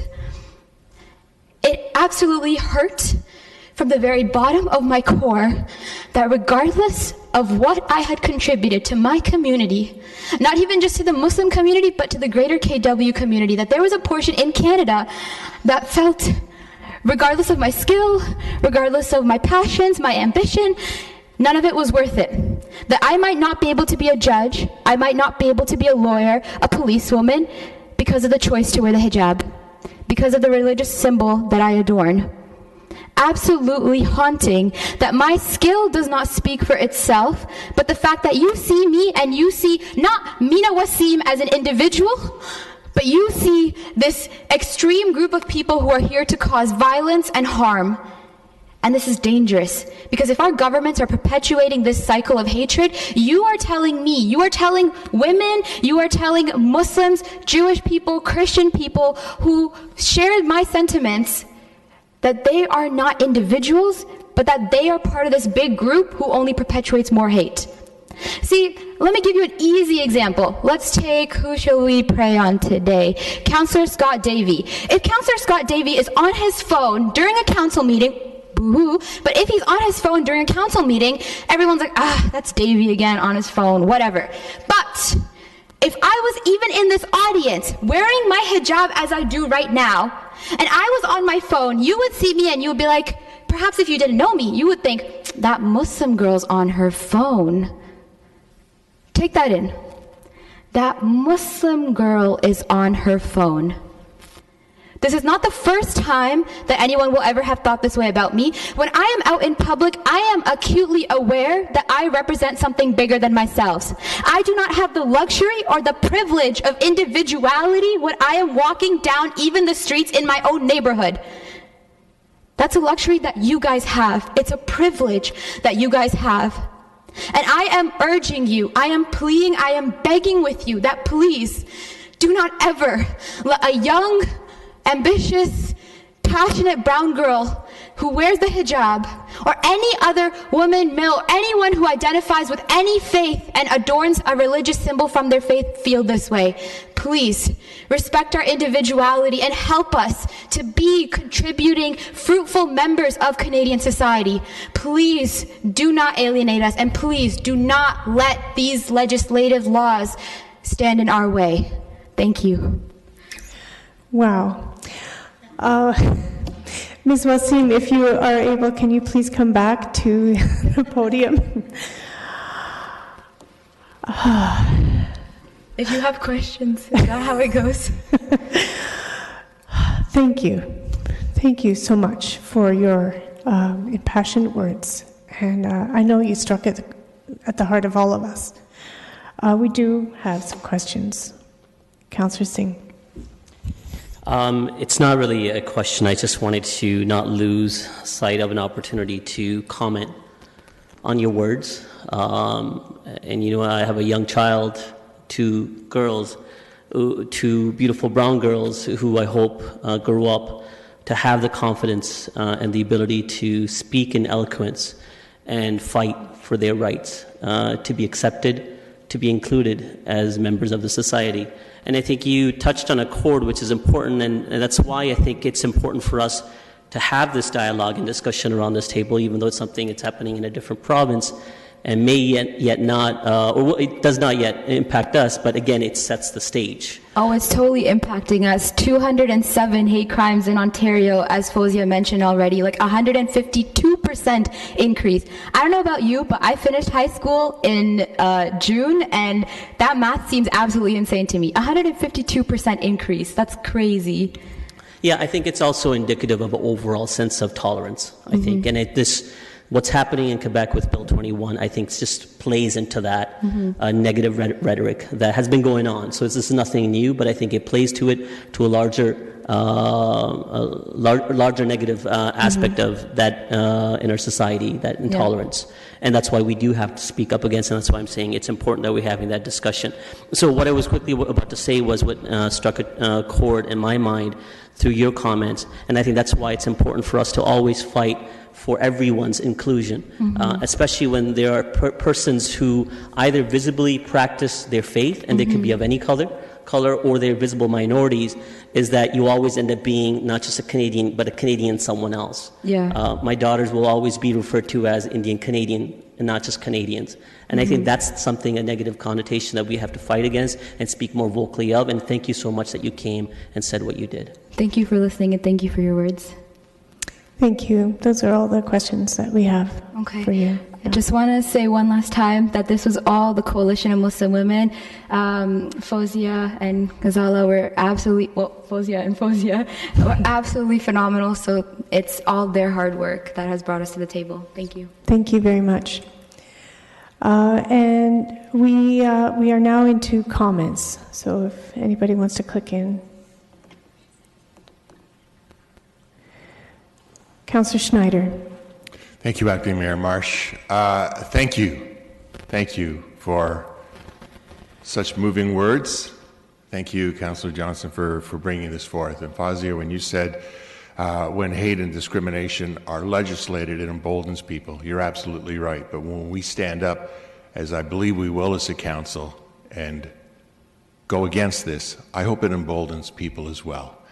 I'm always incredibly moved on Remembrance Day when we gather to thank those who gave us our freedom. And this is the freedom that we have to believe as we want to believe, or to not believe, to love who we want to love, to accept, to be equal, to be Canadian without any sort of descriptive phrase in front of that. I look forward to voting in support of this, and I would like a recorded vote on it as well to send a very strong message of love and acceptance and equality. Thank you very much. Councillor Singh.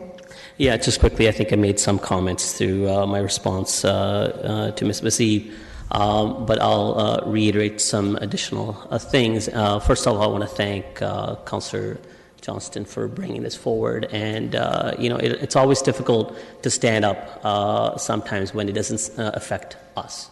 Or it may not be happening near us. But again, it's about the right thing to do. It's about standing up when the right time is right, and the time is right now because it's happening now. And showing that resistance to such changes speaks to our effort that we would not allow that type of prejudice to take place in our community. And that's really what it is. Unfortunately, what's happening with Bill 21 speaks to more than just separating church and state. It's really validating prejudice, and that's really sad.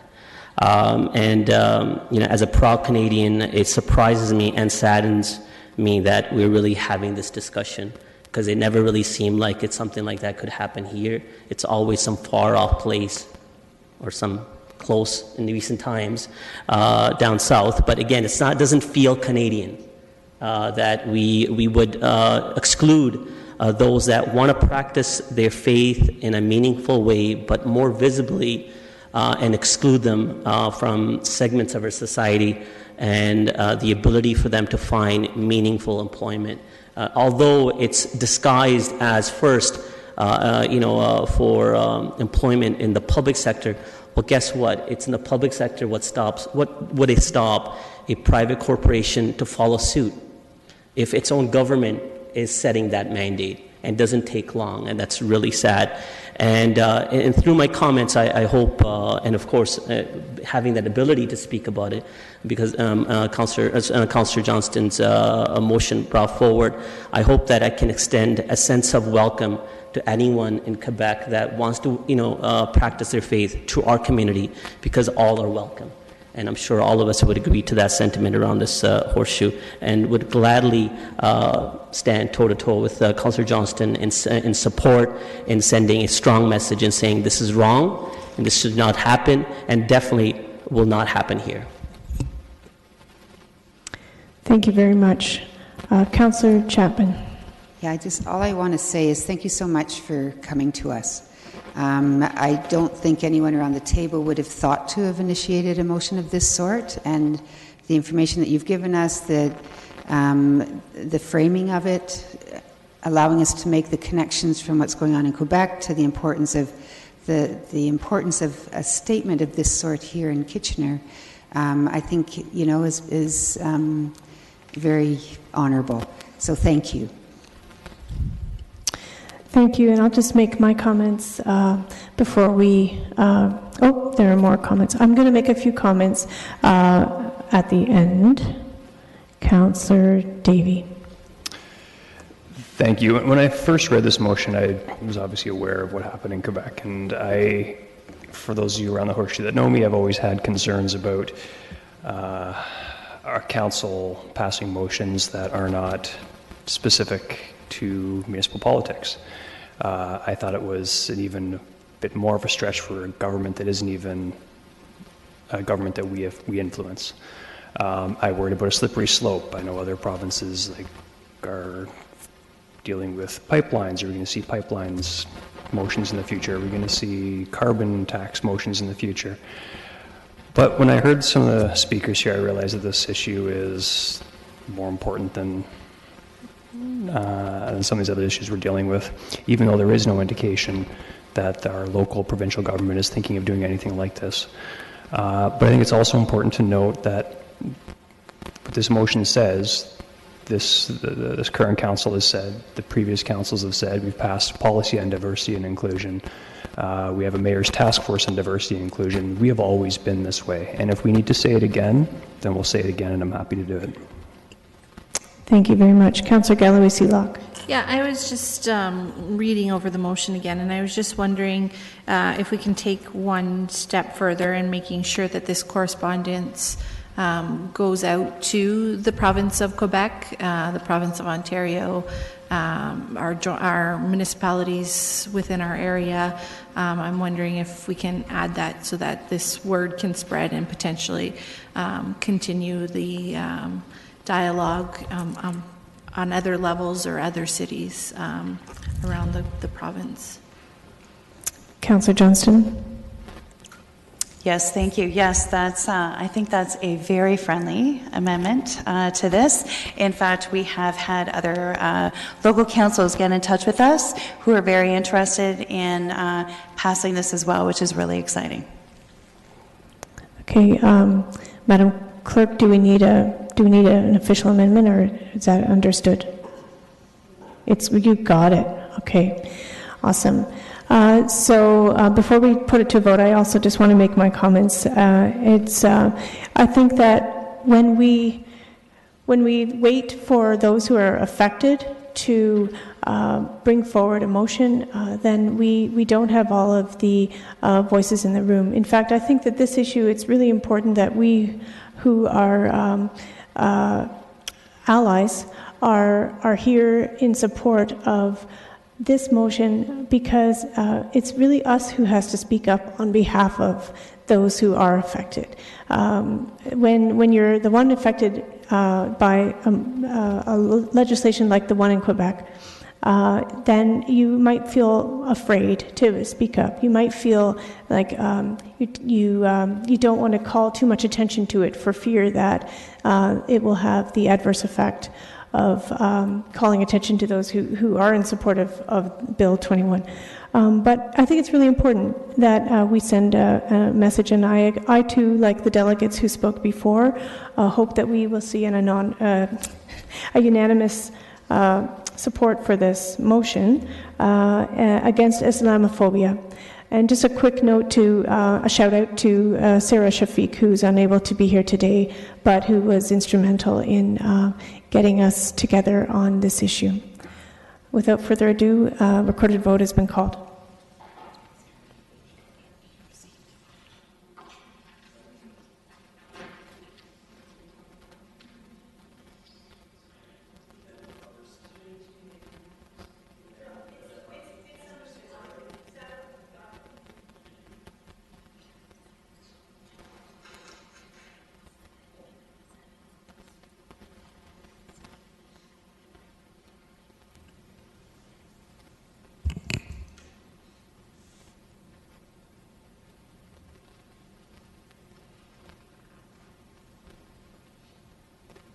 And that carries unanimously.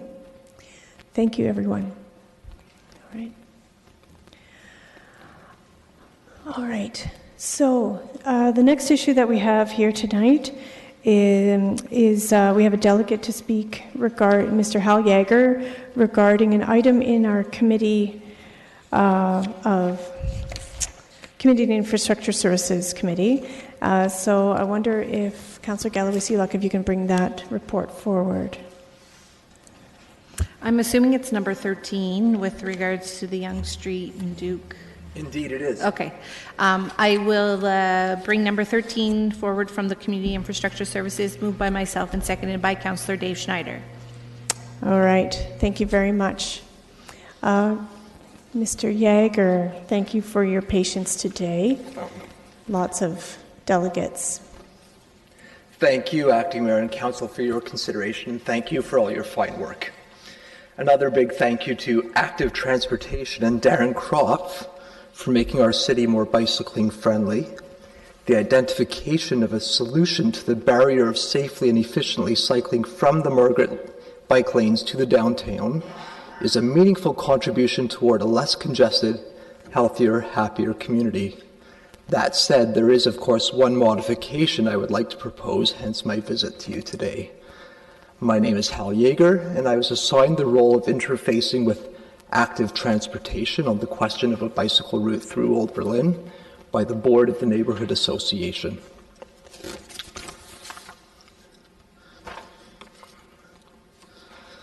The proposed route through Old Berlin directs cyclists along Margaret to Maynard to Yonge and across Weber to downtown. The route is reversible in the other direction. Having understood the need for a signaled crossing of Weber, our neighborhood association has heard nothing but support for the portion of the contraflow lane along Yonge between Arons and Weber. Yes, the loss of parking will be hard, but the proposed benefit has been generally applauded. We ask for only one small modification, that the route be signed only between Margaret and Arons, such that no contraflow lane be installed on Yonge between Maynard and Arons. Under this modification, cyclists would travel around Hibner Park in the downtown direction and would travel on Yonge coming from downtown. This requested amendment meets the goal of the cycling master plan and also retains 7 much-used parking spaces in a neighborhood that is intensifying rapidly. Approximately 100 new residential units are anticipated at 64 Margaret, with only 15 visitor parking spaces. 234 new residential units are anticipated at 3040 Margaret, with only 16 visitor parking spaces. And a few street parking spaces are likely to be lost in creating entrances to the on-site parking at the developments. These 2 developments alone constitute a 27% in the number of households in the Old Berlin Town neighborhood. Furthermore, Provincial Bill 108 now permits 3 units on every property. We are not witnessing nor anticipating a commensurate supply of parking as we intensify. It should be noted that the parking serves residents throughout the region of Waterloo and beyond, visiting the Kitchener-Waterloo Art Gallery, Centre in the Square, the main branch of the Kitchener Public Library, the St. Louis Adult Learning Centre, and other nearby attractions. I have heard reports of people's guests unable to find nearby parking during peak load situations, in a couple cases even giving up on the visit. It is much nicer to be able to share the space and to have the space to share. This proposed amendment offers the option of a win for cycling and a livable neighborhood for the local community. And it leaves the door open to reassess and extend the contraflow lane along Yonge if a further need is actually identified. I request that you please amend the motion by replacing that a southbound contraflow bicycle lane be installed on Yonge Street between Weber Street West and Maynard Avenue and sharrows installed within the northbound travel lane with that a southbound contraflow bicycle lane be installed on Yonge Street between Weber Street and Arons Street West and sharrows installed within the northbound travel lane. Thank you. Thank you very much, Mr. Yeager. We have some questions for you. Councillor Davey. Thank you, Mr. Yeager, for bringing this forward. I just wanted to clarify before, because we always ask questions of staff afterwards. You said you had discussed this with staff. So is staff aware or in support of this? And if not, I'm going to give you an opportunity to say your piece as to why it should. Sure. Thank you for the question. Yes, I'd like to commend staff on coming to the Neighborhood Association first, asking us the question, proposing the matter, and yes, we responded immediately with a hint that this was likely to be a question even before the open house. Then at the open house, we attended, we made the same information available, and then when we saw the staff report, we sent out a message to Active Transportation, letting them know our stance and our feelings, and I got a response, of course, because staff has been terrific, and then we had a phone conversation to clarify. So it's they're well aware. It's a question, I guess, of balance, and they're prioritizing something and seeing the expedited route as being more important than the 7 parking spaces. And I guess we see that this little bit of Yonge Street between Arons and Maynard is so quiet. This stretch of the community is so safe. It's just not needed there. And the amount of, it's an extra 10 seconds of bicycle riding this route and one more right turn in one direction. So that's a round trip effect total. It's hardly a barrier, and I do it all the time when I bicycle downtown. So that's how we see it. Okay, great. Could you do me a favor and flip back to the map? I just want to make sure I 100% understand your request here. So right now, the entire yellow line's contraflow, and all you're proposing is the very top portion outside of the dotted line not be contraflow, because they cycle around that route instead. Correct. Okay, great. Thank you. And I'll leave the amendment with staff just in case someone wants to pick it up. There are more questions for you, or I think. Can you please cue in Councillor Gazzola? My question was answered, and what we're really talking about is that little piece of yellow. So your suggestion actually gives people a little more exercise, doesn't it? I suppose that's true too. Yeah, and I think the neighborhood's very welcoming of the proposal in general, and very welcoming of the possibility of extending the contraflow on this little strip of Yonge, should it actually be merited. But we just don't understand the need presently. Okay. Thank you. Those are all the questions that we have for you. Questions of staff. Councillor Davey. Thank you. So I just want to make sure that we're clear in the decision. The way I see this is it's really a pro-con thing. Do we value clarity of the route over the 7 parking spaces? Is there anything else that council needs to know making this decision?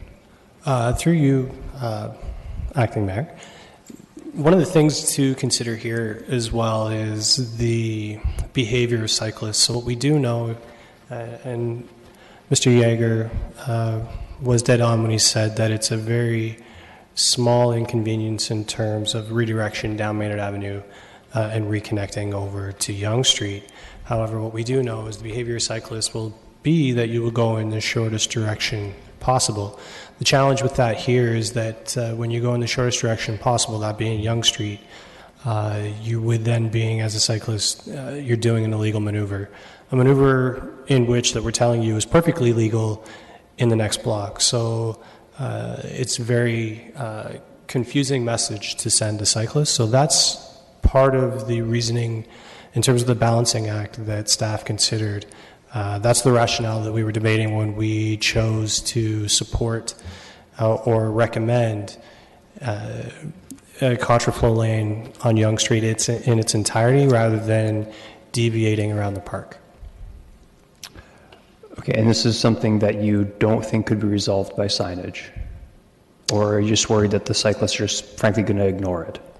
Signage currently exists, and we do know that cyclists currently ignore it. So it's a matter of behavior rather than signage at this point. Madam Chair, I'm going to move this motion before us and see where it falls. Okay, thank you. Do we have a seconder? Councillor Michaud? Okay, Mr. Cronkite, if you can stay queued in, we have some more questions for you. Councillor Gazzola. Yeah, can you tell me, have you heard from the cycling community that they can't go with this compromise? Through you, Madam Mayor, this amended recommendation wasn't presented to the cycling community. What was very clear when we engaged the cycling community is that they were very thankful to be able to utilize Yonge Street legally and have a safe crossing of Weaver Street, both of which were concerns for those that cycle. Isn't it, it's interesting though that the neighborhood is speaking up and become engaged, and to me their request seems reasonable. Does it, can you see any reasonableness to it? Again, as I highlighted earlier, it's really about cyclist behavior and that legal versus illegal, and understanding that that cyclists will choose the shortest route possible. That's what's occurring today. So the recommendation that staff brought forward is a recollection or a recognition of that. Well, could we not try this other? I mean, and see if we can't get cyclists to change their behavior a little bit. Through you, Madam Mayor, to be very clear, this is the proposal by Mr. Yeager is how it is currently signed today. We do have a signed bike route that takes cyclists down Maynard to College Street, actually, as the signed bike route. But again, because of the concerns crossing Weaver Street and that direct line, people are currently using Yonge Street, actually activating the signal by using the push button that's meant for pedestrians and crossing at Yonge and Weber illegally.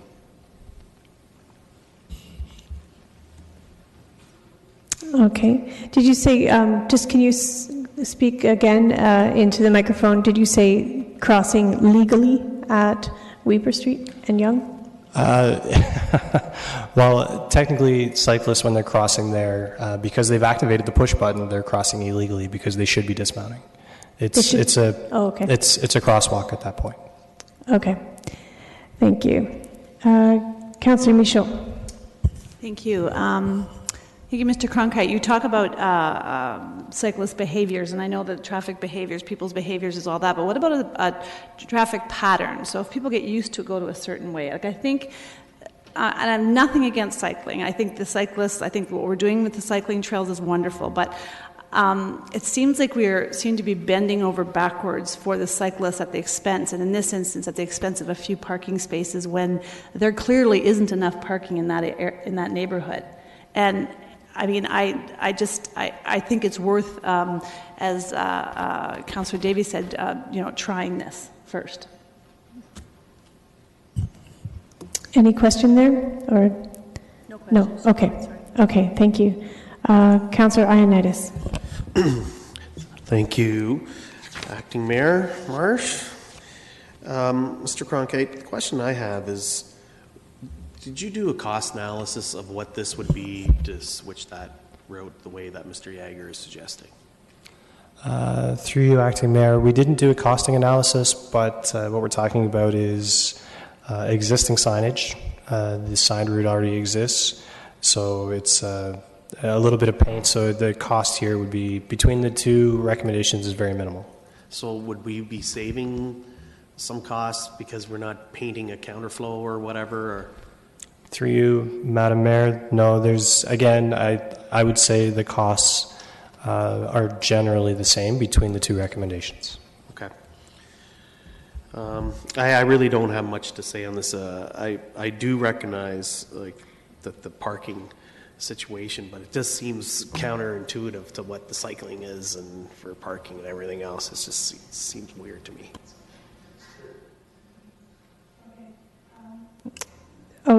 Councillor Davey. Just quick comment? Sure. Yeah, so just a quick comment. So I've just been thinking about this, and this council has put a very high priority on cycling and cycling infrastructure going forward. And I've said this before, and I'll say it again. They're competing. It's almost a war out there in some sense between the car-centric community and the active transportation community. And I think it's the duty of this council to minimize that the most that we can while still appealing to both. And I think this is a situation where it's a very, very, from everything I've heard, it's a very minimal 10-second alternate route to provide some extra parking spaces while still adding cycling infrastructure. It's a middle of the road approach that I think everyone should be happy with. So after having thought about it, I would encourage everyone to support the amendment before us. Councillor Gazzola. Yeah, I want to say that I also support the amendment. I think there have been some valid points here in that there are will be quite an influx of additional people in that neighborhood. I'm encouraged to see the way the neighborhood has become engaged in dealing with the issue, and because of that, I don't see it as a big issue for the cyclists. If anything, just a little more exercise for them, which isn't bad. And I think the least we should do is to try working with this amendment and see, watch over it and see what does happen in the next year or so. Okay. I'd like a recorded vote when we come to the... Okay. Councillor Galloway Seelock. Yeah, as I'm thinking about this and the option, I think we're forgetting the fact that just the block previous, there's going to be a counterflow lane and a contraflow, and people aren't going to follow the rules.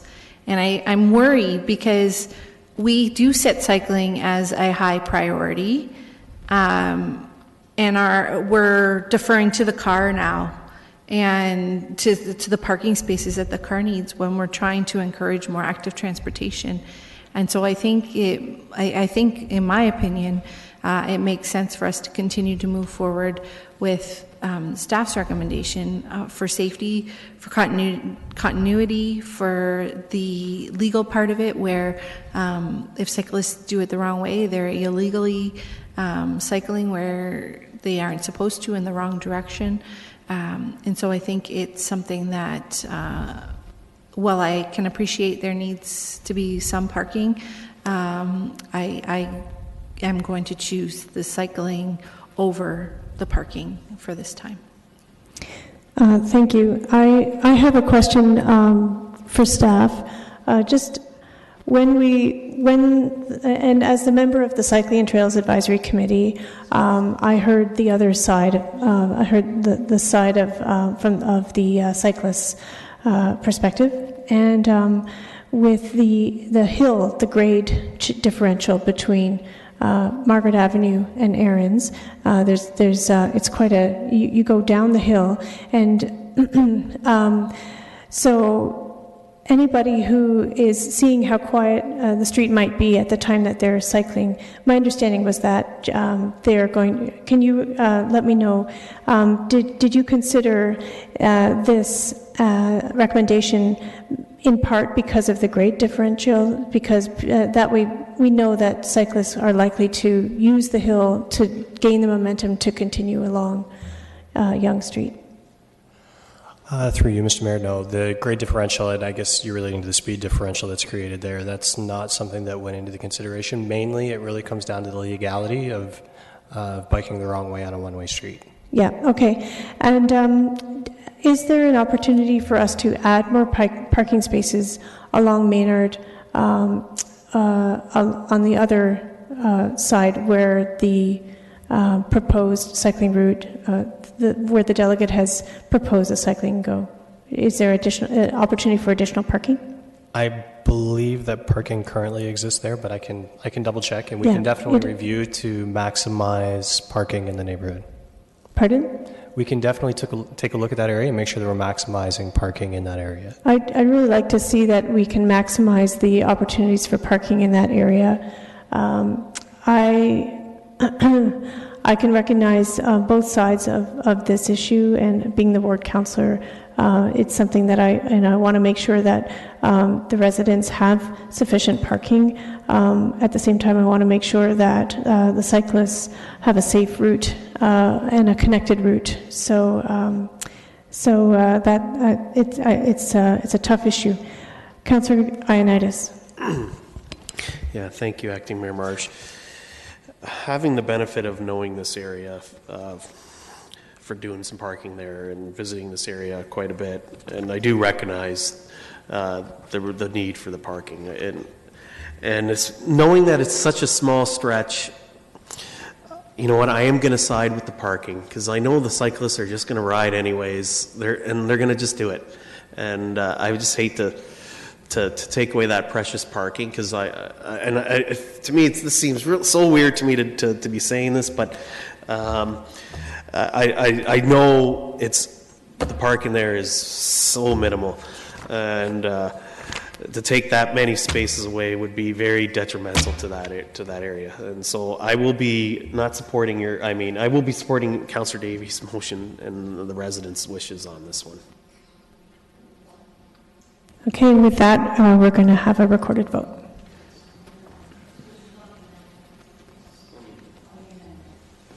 On the amendment. Yes, put forward by Councillor Davey and seconded by Councillor Michaud.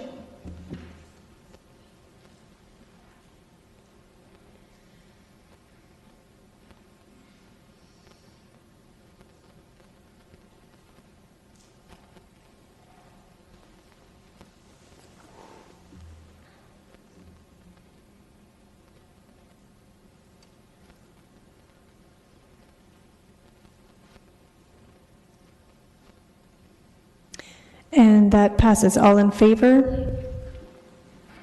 All opposed? And it carries. All right. And now we're going to vote on the motion as amended, on number 13 as amended. All in favor? And that carries unanimously. All right. Thank you very much.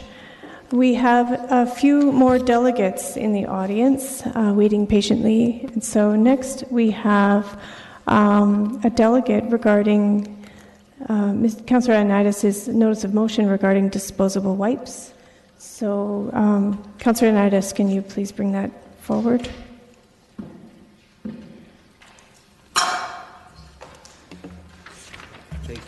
Thank you, Acting Mayor Marsh. So, I'm just going to go to the first one.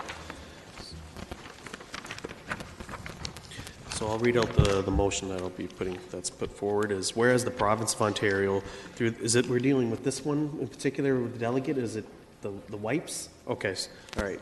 So it's... We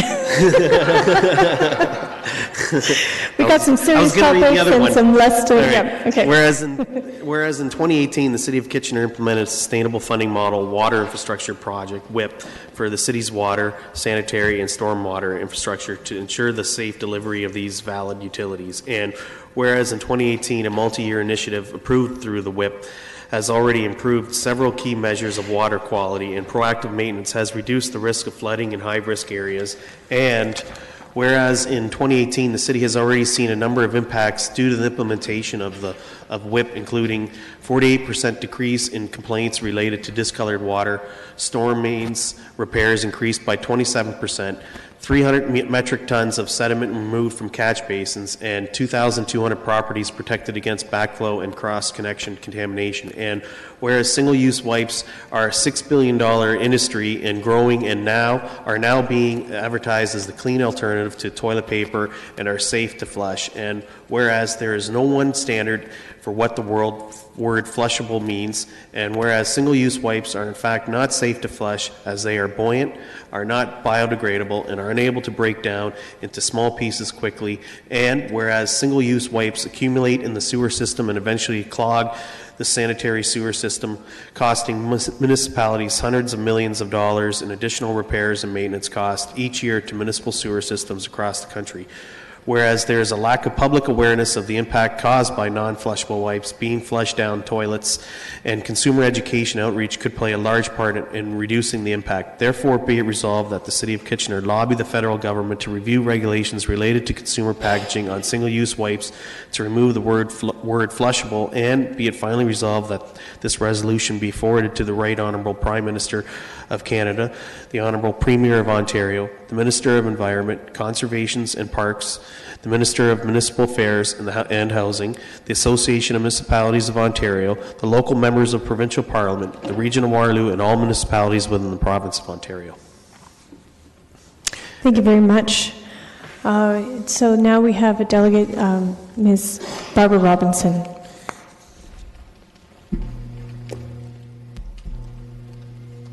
Oh, thank you. Last time I was here, they didn't lower the podium, and I was peering over, so I asked that it be lowered. Mayor Marsh, members of council, staff, former colleagues, thanks for having me here. I see we're mobbed with people to talk about flushable wipes at this meeting. I work in sewer systems. I work for municipalities across Canada on sewer systems, and I've been working in sewer systems for 30 years, so I know one or two things about them. I'm going to tell you about why flushable wipes are a problem now and they didn't used to be, and what that means for your sewer systems here, well, across Ontario. I'm going to talk a little bit about resident behavior around changes that need to happen with around flooding, anything to do with sewers. And then I have some comments on advocacy that you could do that might be useful to you. So first of all, flushable wipes only became a problem about 10 years ago because we didn't used to use flushable wipes. I mean, we use them for diapers or whatever, but you threw out the diaper with the flushable, or with the baby wipe, pardon me. The wipe manufacturing people started marketing them for adult hygiene, cleanliness, whatever, and they're making a lot of money from these flushable wipes. Now, what's important to know, and in my industry, so these terms, the term flushable, as far as the people I work with understand, means that the flushable wipe can pass through the toilet, through the P-trap in your toilet. That's what flushable means. What we really want in sewer systems are things that are dispersible, which means they'll dissolve, like break down in a sewer system. So in that sense, the term flushable is correct because it will pass through your toilet, but it's going to get hung up. It can get hung up anywhere else between your toilet and the sewage treatment plant. So dispersible is something else. So basically, if you think about, first of all, you all know, I'm sure, you should only ever flush bio-waste and toilet paper, nothing else.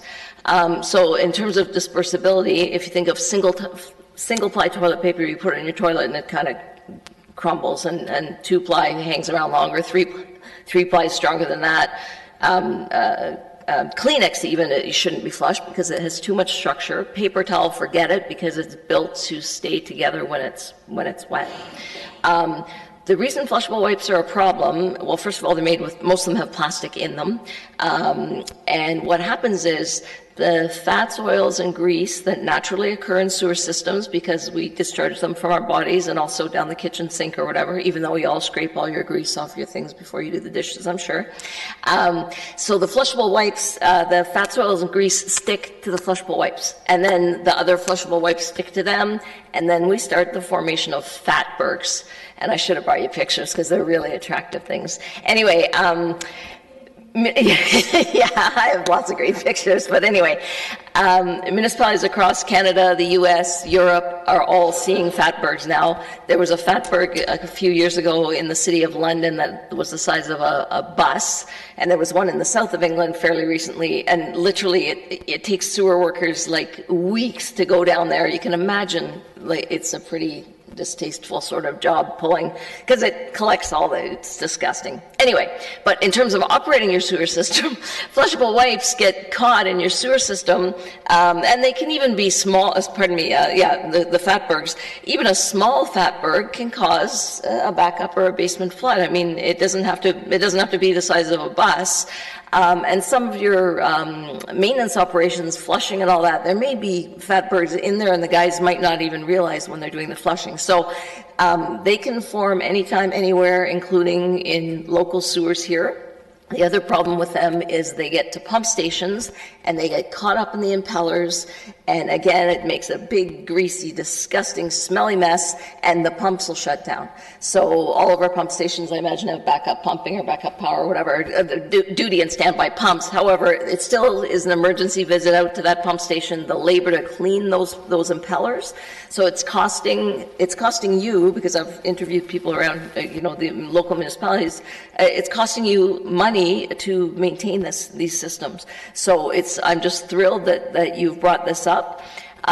So in terms of resident behavior, one of the things, I'm running out of time, one of the things I find in my work, because I'm constantly trying to get residents to do things like, put in backwater valves or get their lateral tested or cleaned or cambered or whatever, people are more likely to change their behavior if they understand that not changing their behavior may cause them a problem. So I always remind people, you own the sewer from your house to the property line, and if you use flushable wipes and your lateral's getting old, or there's roots, which are very common, and the flushable wipe gets caught there, you're going to flood your own basement. So I was just going to suggest, as you're messaging and thinking about this, if you remind residents the impact it might have on them, that helps, that people are more likely to change behavior. And also with the advent of climate change, of course, flooding is becoming more common, and I know we don't tend to have flooding here. We had flooding here last spring. But if you've got blockages in your system, even one that's not totally blocked but partially blocked, it increases the risk of flooding, and municipalities are now finding themselves more at risk of this kind of thing, and lawsuits are starting to crop up. And so, there's a lot of reasons why we should do better about this. So somebody asked me a question about advocacy, and then I can answer that over my time. Please. We do have some questions for you. Awesome. Councillor Davey. Thank you for coming in and making your presentations.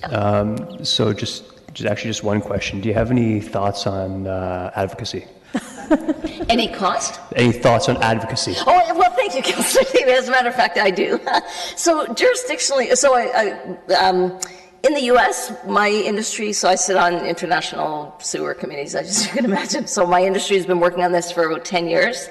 We have been working with meeting the flushable wipes industry, and there's legal things going on. And so we've been at this for a long time because this is a problem everywhere. So there is already a lot going on, certainly in the U.S. I think there is in Canada as well, but I didn't have time today to look it up. Some things, things are happening. However, it's complicated because that's probably a federal regulation, but sewers are operated municipally, so it's the jurisdiction is a little complicated. But the more municipalities, bring it to the attention of the government, whatever, and whether it's Ontario, I think it would be a federal Food and Drug Administration. No, I'm not sure. Anyway. The more municipalities come forward with this, the better.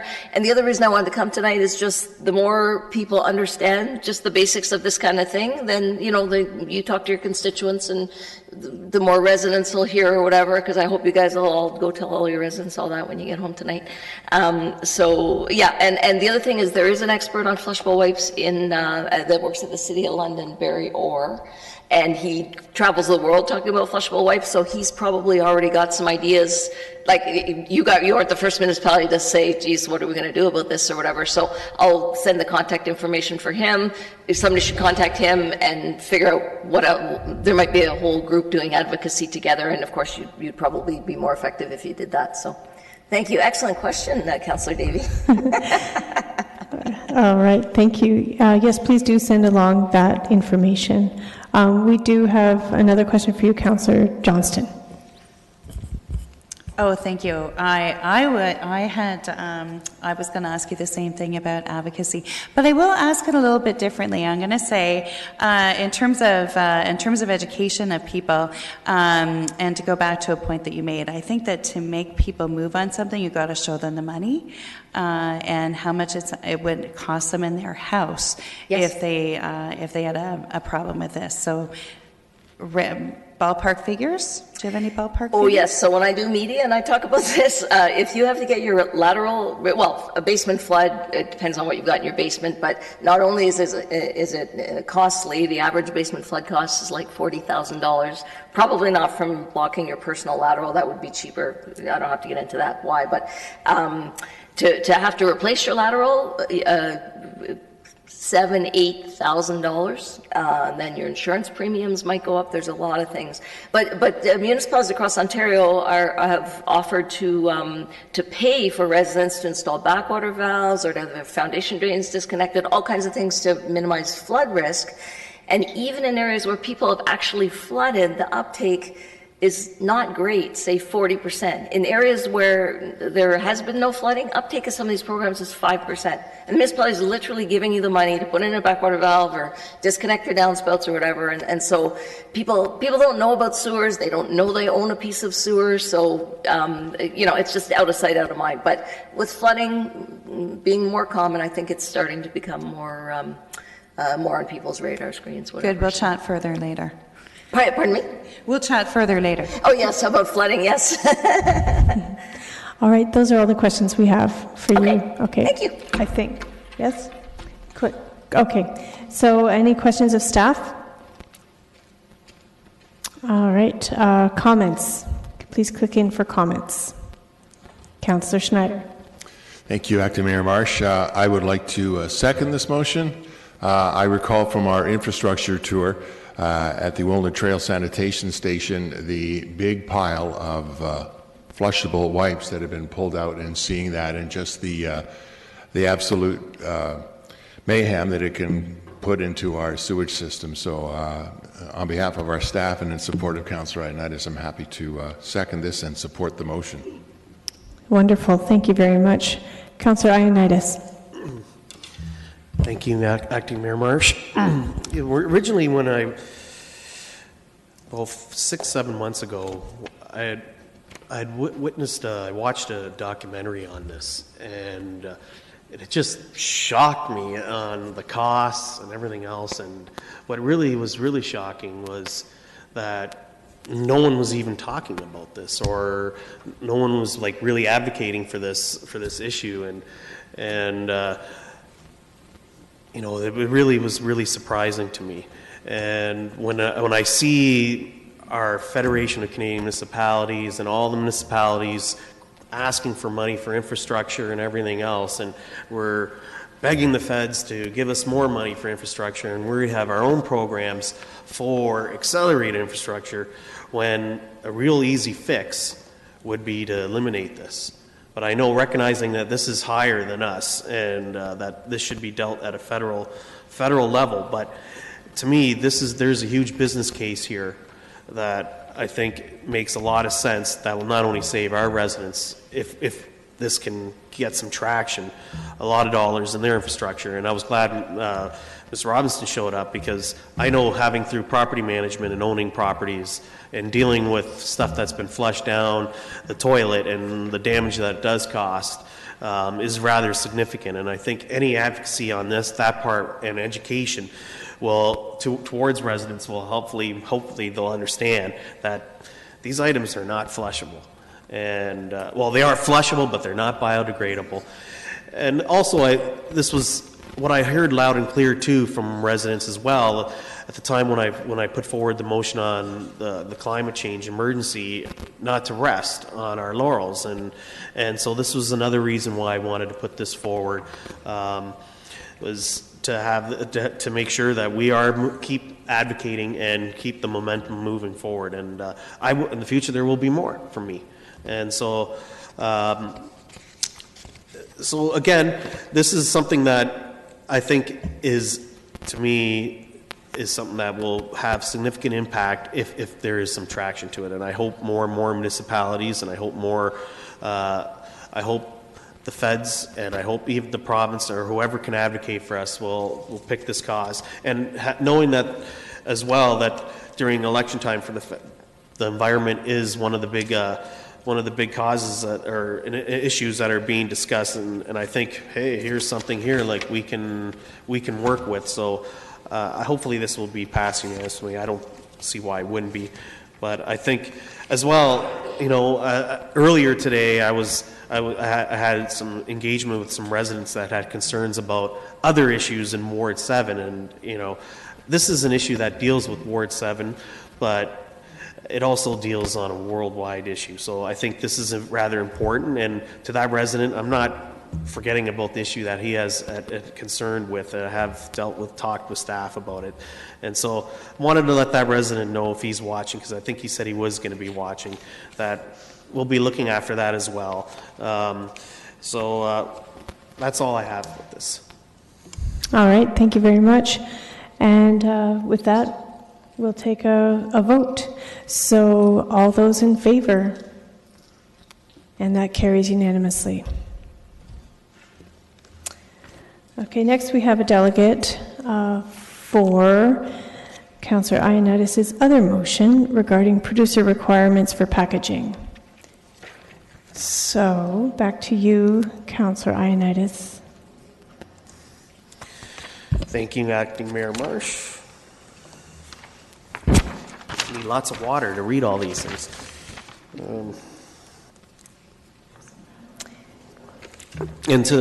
This has been sorry, I wanted to mention that the previous motion was seconded by Councillor Schneider. This one is seconded by Councillor Singh.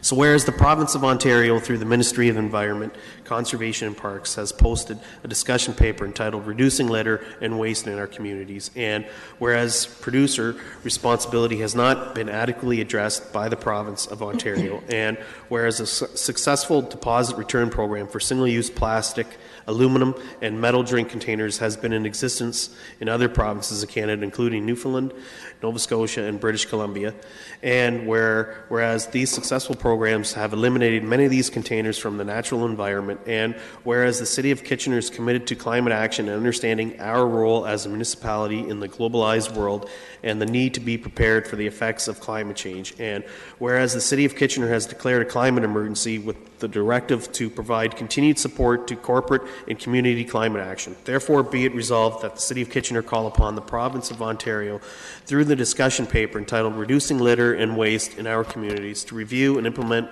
a deposit return program for single-use plastics, aluminum and metal drink containers, and be it further resolved that the Province of Ontario be requested to review producer requirements and look for extended producer responsibility for all packaging, and be it finally resolved that the resolution be forwarded to the Honourable Premier of Ontario, the Minister of Environment, Conservation and Parks, the Minister of Municipal Affairs and Housing, the local members of Provincial Parliament, the Association of Municipalities of Ontario, the Region of Waterloo, and all municipalities within the Province of Ontario.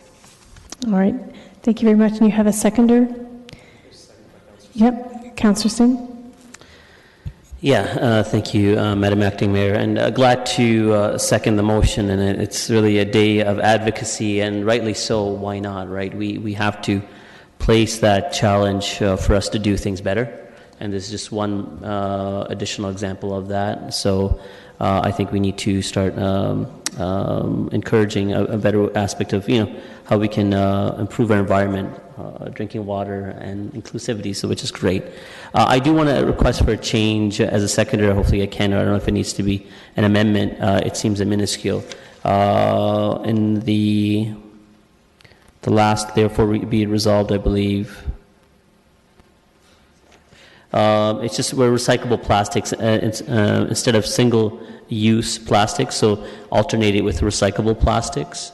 And one of the therefore statements, is it there? Yeah, third whereas. And this is actually at the bequest of Acting Mayor Marsh, who saw that and wants it as a broader term, and I agree with her change. Just as she's chairing the meeting, she can bring forward that change and requested I do that. So. Okay, thank you very much. The clerk would like to see that written out. So it's just recyclable plastics instead of single-use plastics. Okay, all right. So next, are there any questions or comments? Pardon? Oh, well, that's right, and there is a delegate. And so we have Mr. Robert Todorovic.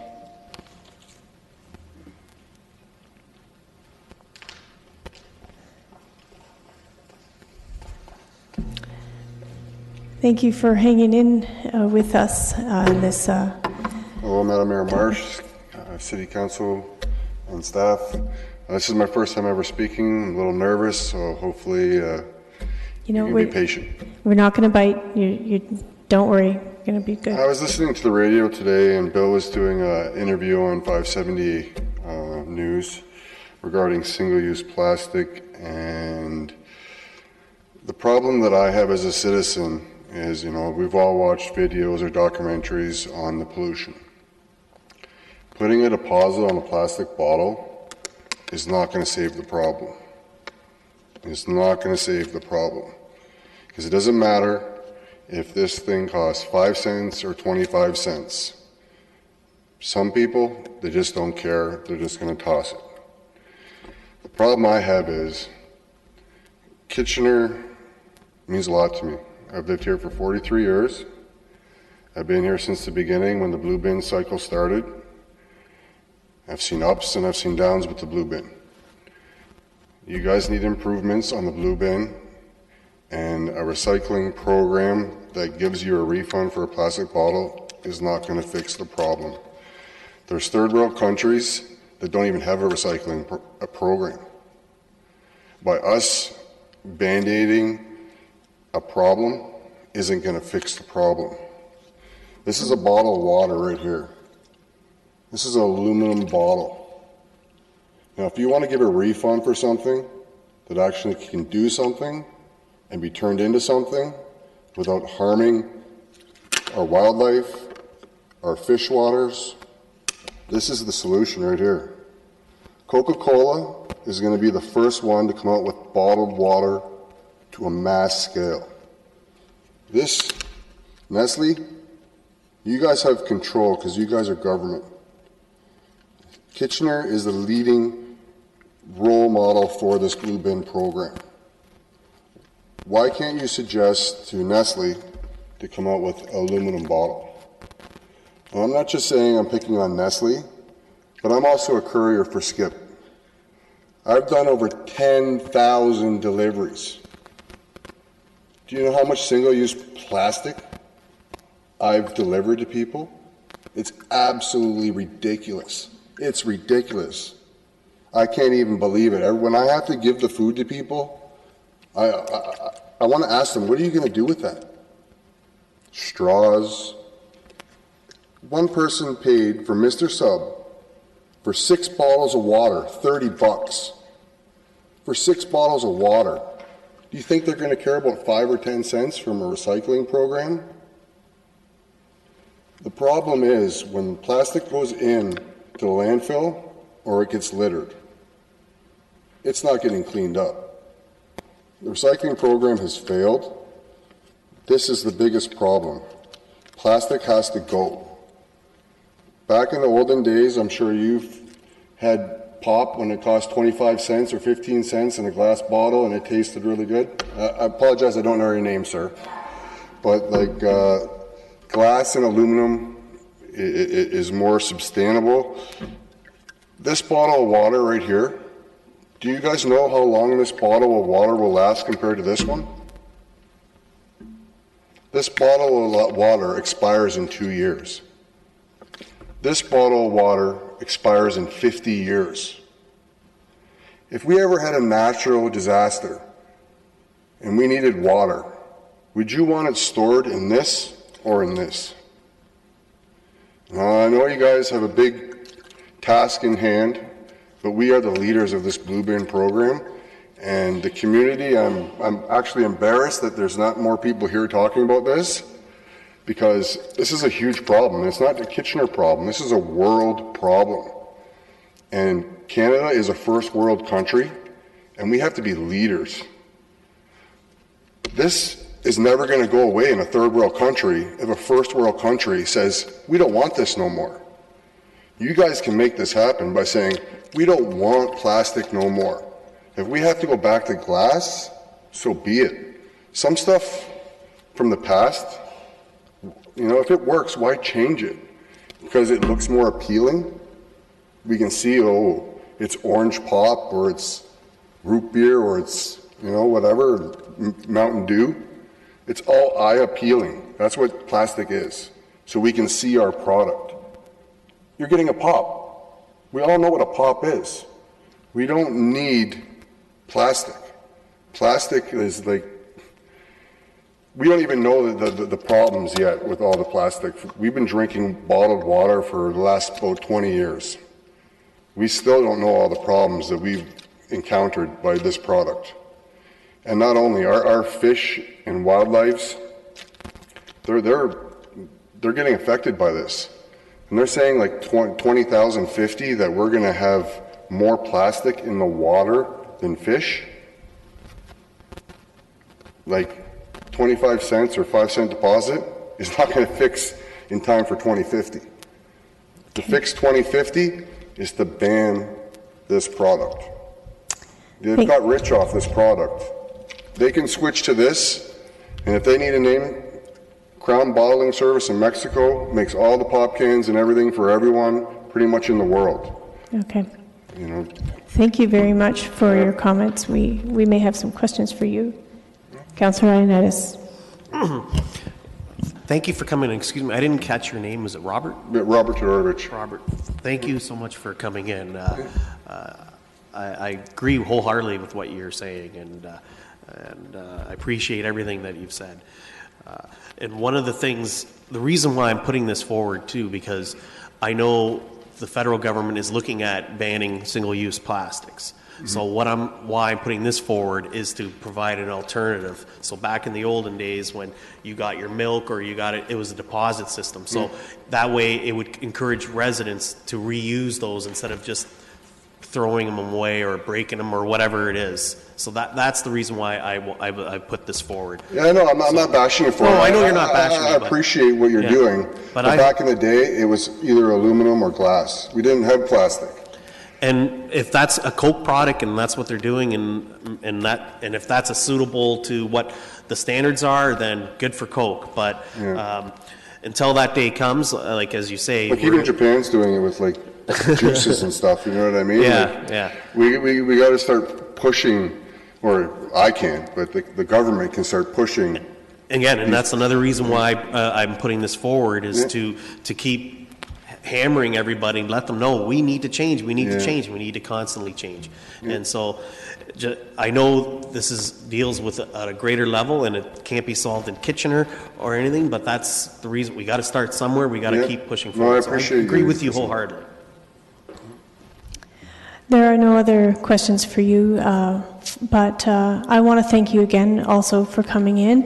And as much as you want to put more weight into what the government of City of Kitchener can do, I want you to not forget that no other group other than a small group of committed citizens has been able to change major things in the world. So Margaret Mead said it much more eloquently than I just did. But basically, you never underestimate the power that you have as a citizen to write to your MPP, who has the power to change our legislation around packaging and to start a petition, because they are elected. And just as we are, and we're doing what we can to advocate tonight, if it passes, to the province. But it's also now as citizens, all of us can now advocate to make that change at our provincial level and federally, to join the ranks of leaders around the world who are already taking steps. You have excellent points. We need to really change what we're doing. We need to do it quickly. And so thanks again for coming in. Thank you. All right, and with that,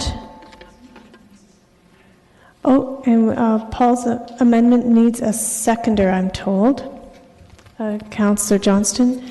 Now, we are going to vote on the amendment first. The reason for the amendment, if I may, was just because, as Councillor Ioannidis already pointed out, the federal government has already announced a ban on single-use plastic, and we're not advocating regarding that. We're advocating specifically just around recyclable plastic to go along with the other materials. So, all those in favor of the amendment? Those opposed? That carries. Next, let's vote on the motion. All those in favor? That carries. Those opposed? I didn't see a certain voter. Did you vote? Yes. Okay, that carries unanimously. Thank you very much. Are there any other delegates in the audience that missed signing up? Okay.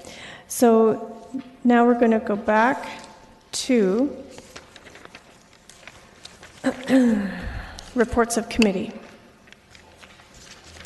Which is really one committee. So back to you, Councillor Galloway-Sealock. We've already dealt with number 13.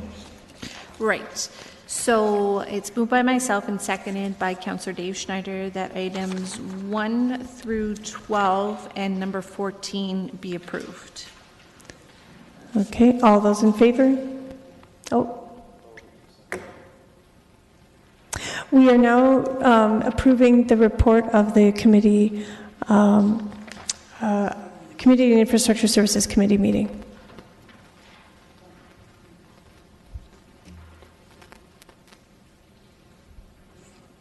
Please click in if you have a... Just ask. Is the pilot project on here, the 48 speed limit? Yes. Yes. Okay, so I'd like to speak to that. Okay, absolutely. So I'm not sure what number it is. I'm lost right now. Okay, that's fine. Just turn to the back. So we've got, what number is that? Number 12.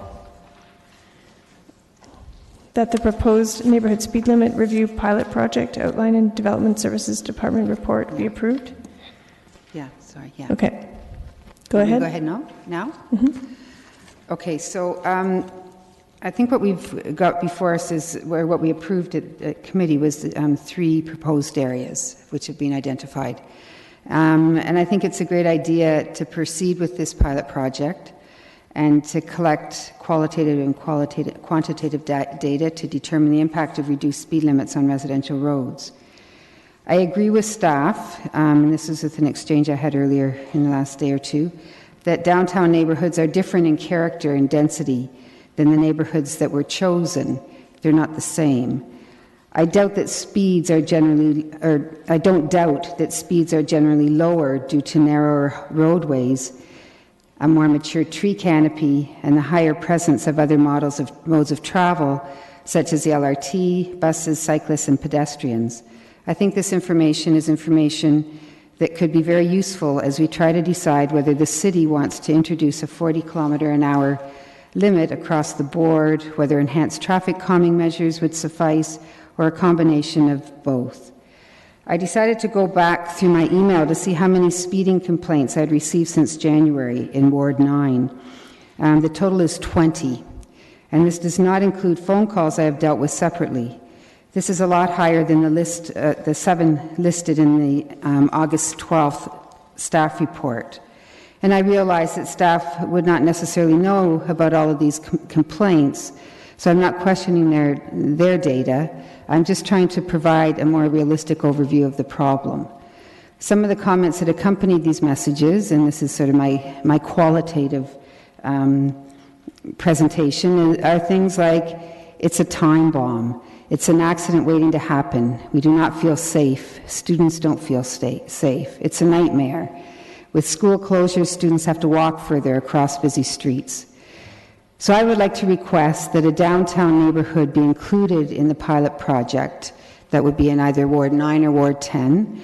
I believe that including a downtown neighborhood in the pilot project would produce a more comprehensive overview of what we're dealing with.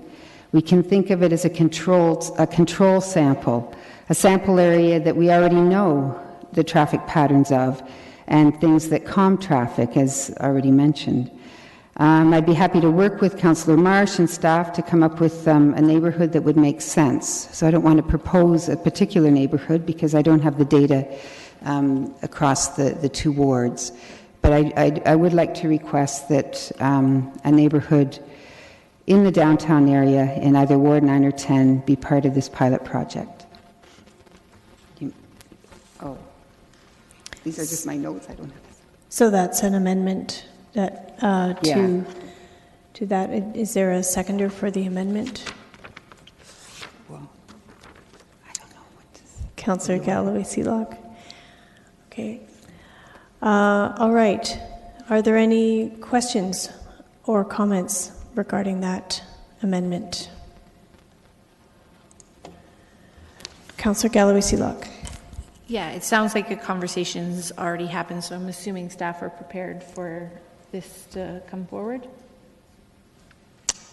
Question of Mr. Cronkite. Through you, Madam Acting Chair. Staff were aware that Councillor Chapman was considering a motion, although staff don't have data in front of us that would allow us to determine where that additional pilot would be should council choose to go in that direction.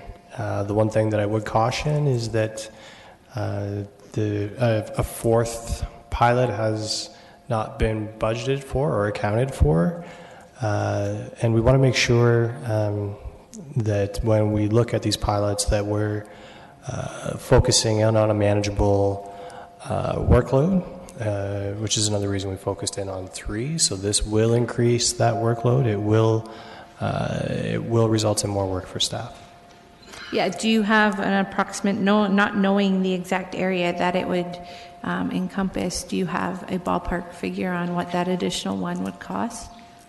I do not. Part of the challenge with wards 9 and 10 is that they're more of the pre-World War II grid pattern networks. So when we look at the number of connections to the arterial road network, there's significantly more. So a pilot in the downtown Ward 9-10 boundary type area will have more cost than the other pilots that are associated with this report. So we do know that. To what degree, I don't know yet until we've had an opportunity to determine what neighborhood is identified. So is it something that we could give direction for you to come back with like a sub-report of the overall report to,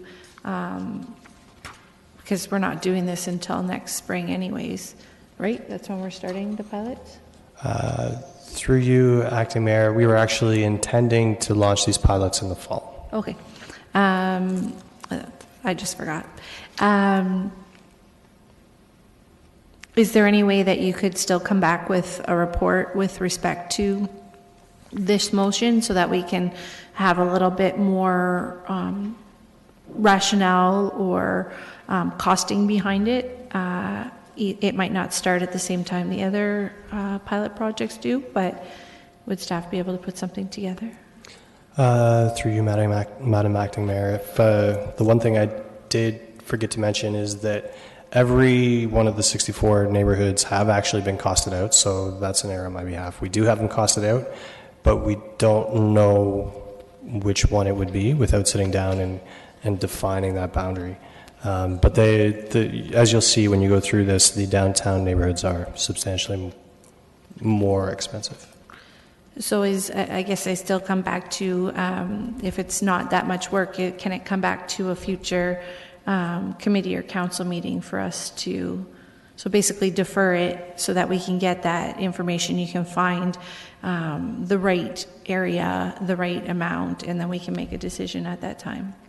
Should council choose to defer the report, we can come back with a fourth recommended pilot location in one of the Ward 9 or 10. So I'd like to proceed with the deferral to a meeting in the fall. I don't have a date. The sooner the better, but within realistic timeline that staff can actually do the work. So I don't know if Mr. Cronkite has any ideas when he could bring back a report of that nature.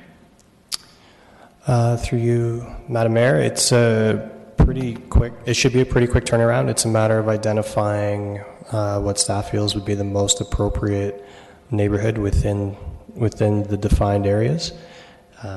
The substantial body of the report isn't going to change. It's just a matter of a recommendation of an additional neighborhood. Okay. So it's something that can be turned around fairly quickly. Okay, so I'll say a deferral until either the next committee cycle or the one after that, the next. So September 23rd is the next council meeting. Is that a date that you foresee, Mr. Cronkite, as workable? Yeah, that should be fine. That should be achievable. Okay, perfect. September 23rd. Okay, so we'll. I probably can't defer it because I seconded it. So if somebody else wants to. We're yet to have additional questions and comments, and so we're going to come back to that deferral motion, and perhaps somebody else will make the deferral. Is that you? Yeah. Apparently, procedurally, I'm not allowed to defer the motion because I seconded the motion. Okay. But I would like a deferral. Got it. Okay. Madam Clerk. Through you, Madam Acting Mayor, probably what would be better and cleaner would be if Councillor Chapman would agree to withdraw her amendment and then bring it forward as its own separate motion that could then be deferred. Sounds a little weird, but I think that would possibly be the cleanest.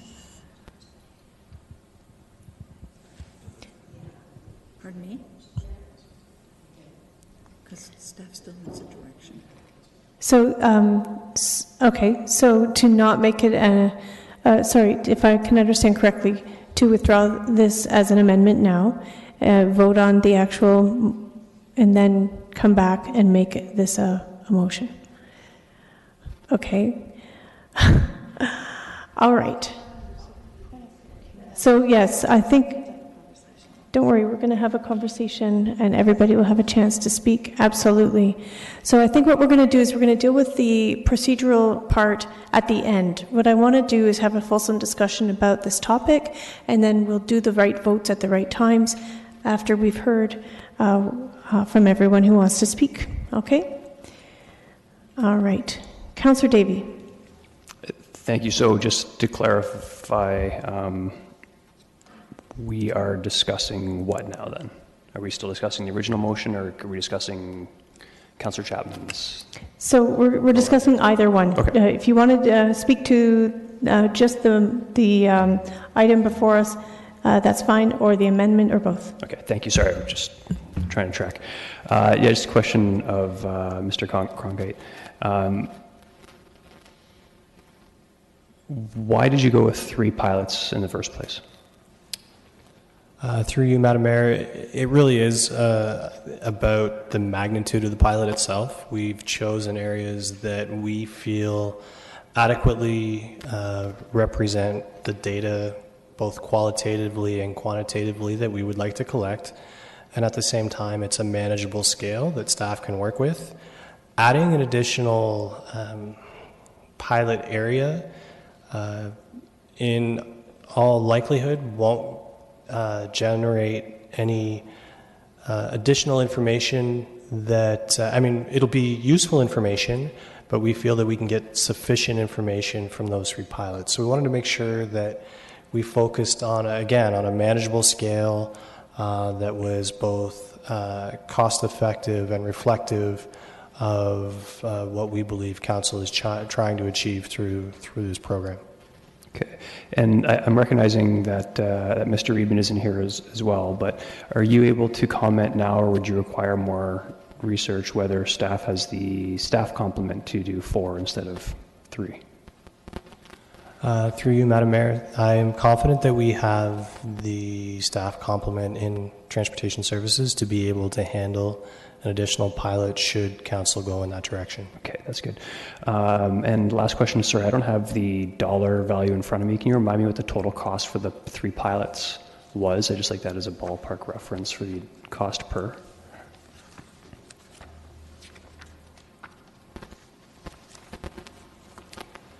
Through you, Madam Mayor, the total cost of the 3 pilots at this point was projected to be $35,900. Okay. Okay, thank you. The only wrinkle I would put forward, and I guess, sorry, one last question.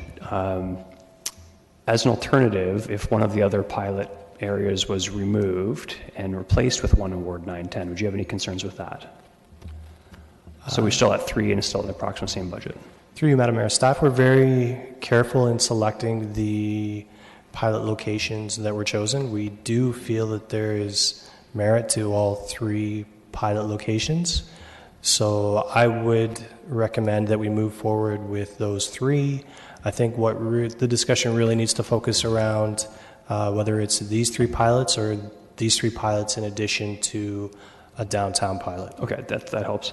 And sorry, can you remind me of the funding source again? At this point, it's the existing traffic calming budget. Okay, thank you. Thank you. Councillor Michaud. Thank you, Mr. Cronkite. You had mentioned if we go with a 4th, will it slow the process for a fall start for the study, or will it push it back into the, spring? Or did you do a winter study, or how long does it go? Through you, Madam Mayor, if we do defer this to September the 23rd, I'm confident that we'll still be able to launch all 4 pilots this fall. The intent of launching them this fall is really so that we can collect data in all 4 seasons before we report back to committee and council. So there is a desire from staff to ensure that we launch these this fall to meet those timelines. Okay, and just one more question now. You probably answered this, but I'm going to ask it again. In your opinion, if we went with a 4th and the additional cost, would it make a difference? Through you, Madam Mayor, I'm confident that through the 3 pilots we can collect substantial qualitative and quantitative information that will allow us to make an informed decision for what we'll call phase 2 of this program. Thank you. That's all. Thank you very much. Councillor Johnston. Yes, thank you. Mr. Cronkite, do you find when you get complaints from people about traffic that they come from all across the city? Through you, Madam Mayor, I think all of council can speak to the number of requests they get for speeding in their neighborhoods, and it's a common complaint that we hear throughout the city. Yes. Yes, thank you, and that's my concern here, and that's something that I brought up when we first had the discussions around this. Is that as a pilot project, I think that everybody in their ward hears about as the number one issue that we heard about outdoors. It's the number one issue I know myself that I have complaints about, and I feel that if we start to add another pilot project here, I'm in a ward that's not going to have a pilot project, and I'm going to hear from my residents to say, well, why didn't you fight to have me, our ward, also added to this? And I feel that this is a slippery slope to go down. We decided as a group that we were going to have a pilot project to do 3 and not across the city. We would all like to have this, but that for staffing reasons, for costing reasons, I think it's prohibitive to move forward with that. I think it's either got to be what we currently have in place now, or we need to move it to everybody, because we are all about to hear about that from our constituents. Thank you. All right, thank you. Councillor Gazzola. To think that we came this close to passing all the recommendations in that committee.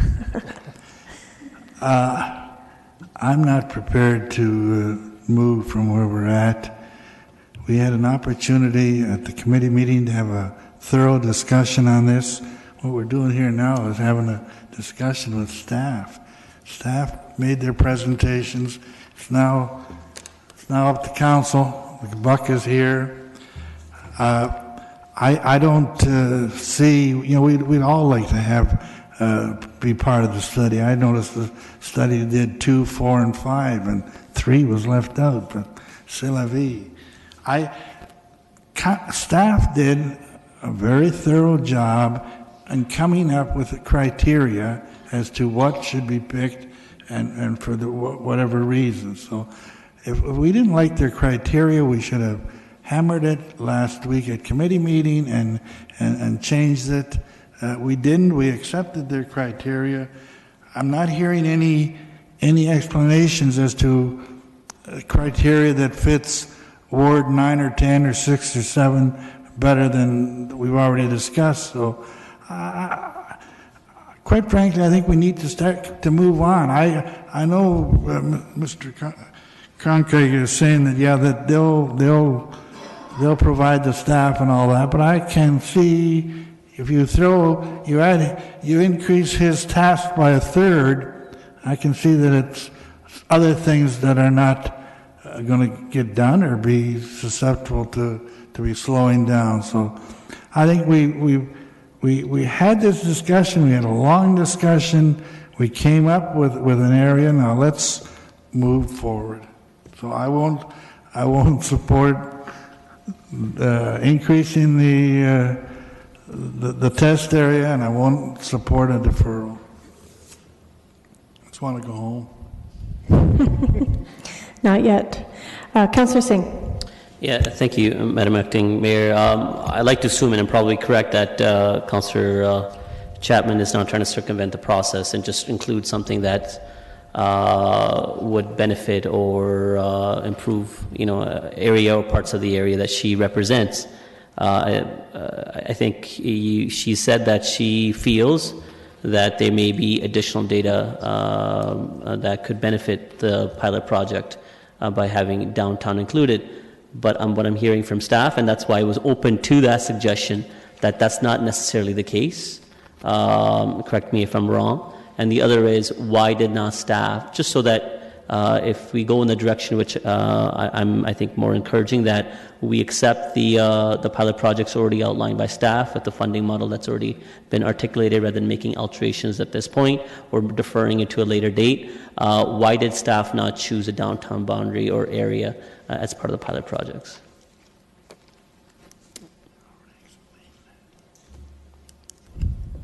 Sorry, Councillor, Mr. Cronkite. Through you, Madam Acting Mayor. We chose the 3 pilot locations specifically because of their characteristics. These are the types of neighborhoods where we do know that we have the highest rates of speed, and we also know that if we are going to affect change, these are the types of neighborhoods that we are going to be able to affect change in. When you talk about other neighborhoods, when you talk about downtown specifically, we know that the speeds are generally lower, and the need for a lower speed limit, again, is lessened. So we were very specific with the neighborhoods that we chose to try to have the biggest impact that we can with the pilot. And if we are successful in those neighborhoods, we know that we can then be successful throughout the city. And that's really what I thought as well. I think you have kind of answered that question in other formats as it was asked, why or the benefits of including downtown. And I think it goes to my clarification that the downtown boundary is already not as wide, more narrow roadways, and because of just general congestion. That's not related to a suburban neighborhood. So I agree with some of the other comments made. I really think we need to make a decision on this. I don't think we will really gain to defer this to get more information when we know the cost will be in the 11 to 15,000 more, including perhaps staff costs. It really just doesn't add more. I think the data that's going to be received will be appropriate for citywide purpose, and I think we need to just move forward. So I will not support the deferral. I will support the staff or the motion through committee. Thank you. Before we go into a second round of comments, I'm going to just make a few of my own. I appreciate Councillor Chapman's efforts to try to get the pilot in a downtown ward, because the traffic is there are different conditions there, but I also think that it's important that we make sure that we defer to the expertise of our staff.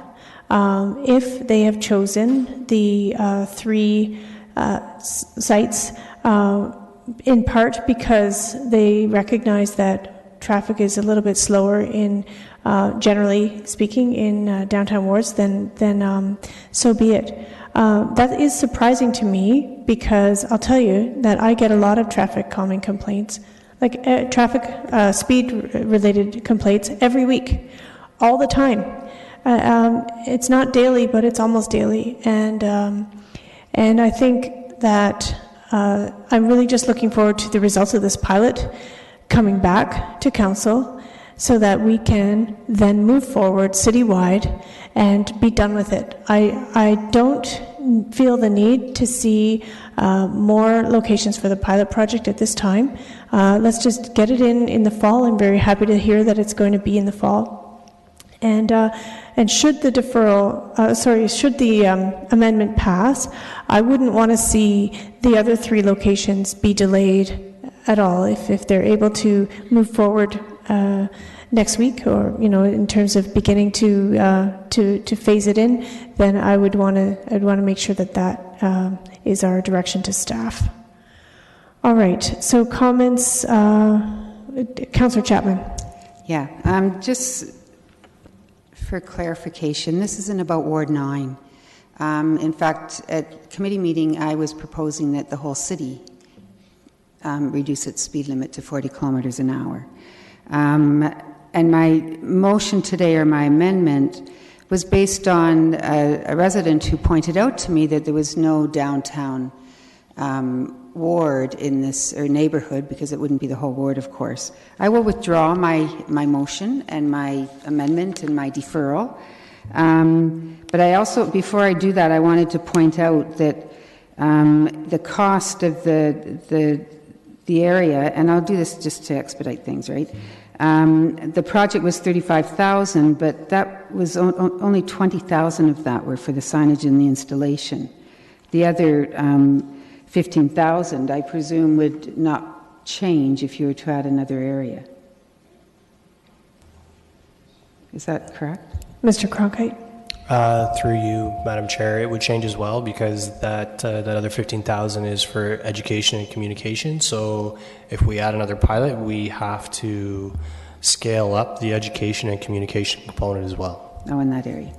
Okay, well, that's fine. I take the message from everybody around the table, and thank you. And thank you for bringing it forward. You know, it's something that, you know, it was worth discussing. Next, so it sounds like we've withdrawn the amendment, withdrawn the deferral, and so now we have before us item 12 from committee.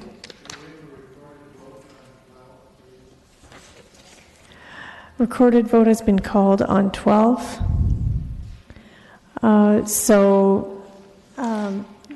All right. So let's do that.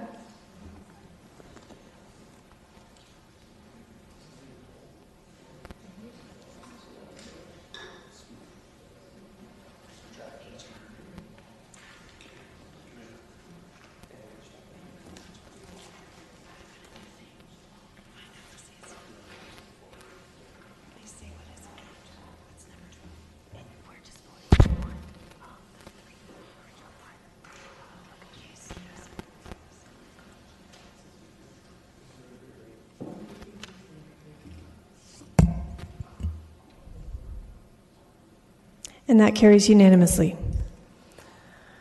All right.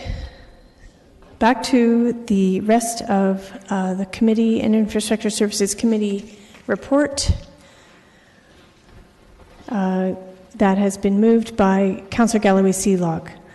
So items, the remaining items other than items 12 and 13. All in favor? That carries unanimously.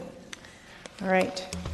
Next, we have the report of Heritage Kitchener Committee. Councillor Gazzola. I'm dealing with the second part. We've already approved the first part. The second part deals with the demolition of a property at 21 Dill Street. And the second part of the resolution deals what is going to be constructed there. After that, what's the existing accessory structure is demolished.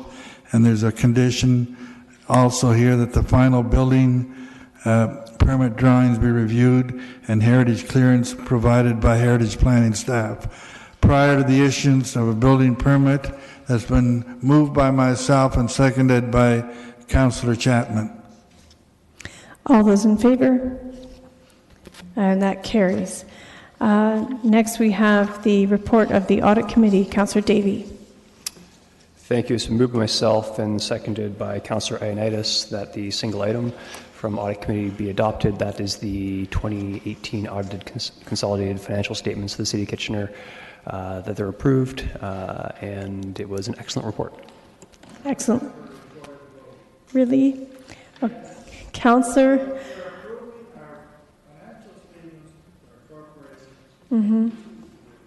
Okay, a recorded vote has been called.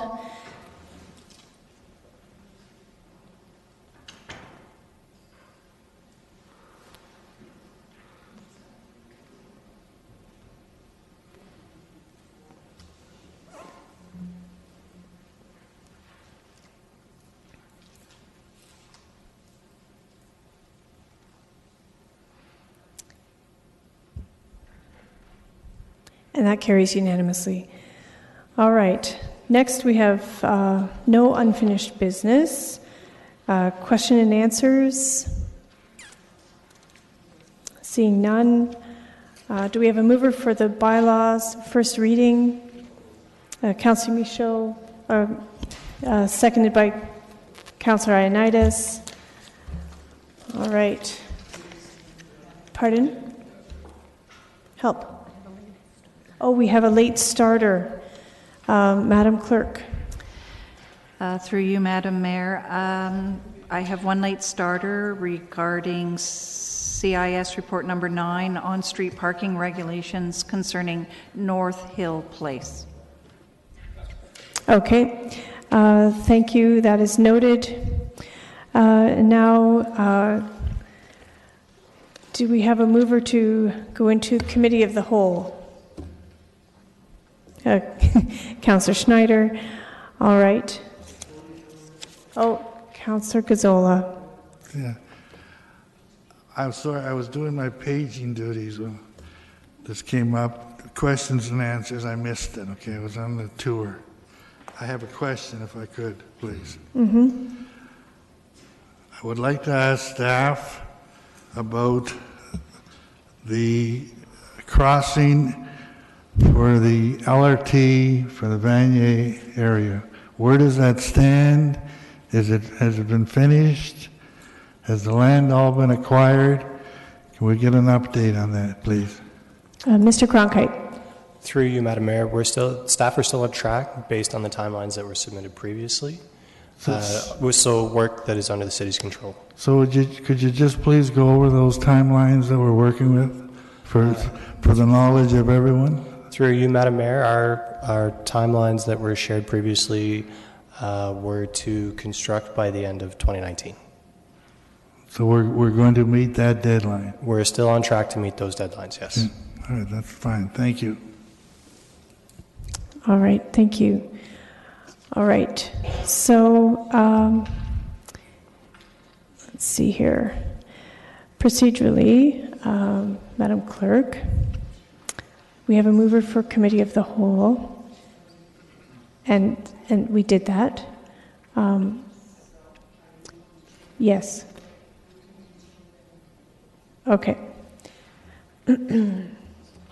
All right, so I am the chair of the Committee of the Whole, and so I'm just going to keep going, all right? So that the proceedings, I'm moving that the proceedings and the recorded pecuniary interests and conflicts taken in the meeting of the Committee of the Whole held this date as attached hereto and forming part of these minutes are hereby adopted and confirmed. All in favor? That carries. Oh, goodness gracious. Okay. Do we have a mover for the bylaws for the second reading, Councillor Galloway Sealock, including the late starter. All those in favor? Opposed? That's carried. Do we have any questions on the tenders, Councillor Gazzola? Well, I was going to move them first. You can move them, Okay. yes? And then I do have several questions. Please. Go ahead. Okay, starting with number 1, it's in U.S. dollars. Do we have any options there? Are there no Canadian producers of fire equipment? Okay, sorry, Mr. Lautenbach. Well, I don't, when we're looking at a 33% exchange rate. Through the chair, my understanding is that most fire equipment or fire trucks are typically manufactured in the States and then they are shipped over to Canada for adding the apparatus and other things that go along with it. And so that's why the tender was in U.S. dollars to also compare against, what typically we'd see through that process, because that's typically U.S. based in terms of the construction of fire trucks. So the answer is that there are no fire trucks manufactured and constructed in Canada? Is that the answer? I can't confirm whether that is truly the case, but I know that typically you do see a majority of trucks actually manufactured within the States itself. Majority isn't everything. Okay, I'll move on to number 2. Okay, hold on there, Councillor Gazzola. Are there any other questions on item number 1? Yeah, okay. So then, sorry, go ahead. No, on item number 2, it deals with our supply of salt during the winter. It's disappointing to see that there's only one bidder. Is there a reason for that?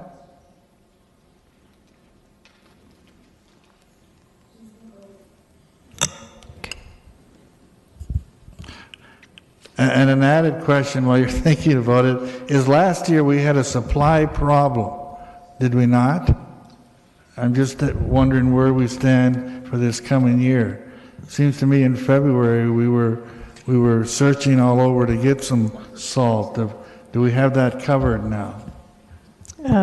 Okay, Mr. Lautenbach or Ms. McGoldrick? Ms. McGoldrick?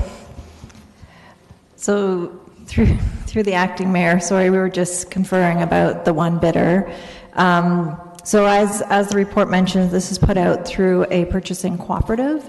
There are only a limited number of salt suppliers in the province, and so we did receive, there were a couple of bids that were disqualified. What I can say is that, and I did miss your second question, Councillor Gazzola. No, it was to do with, it seems to me in February last year we had a salt shortage. We were running all over the place looking for salt. Now, has that issue been dealt with, or are we going to be incurring it again?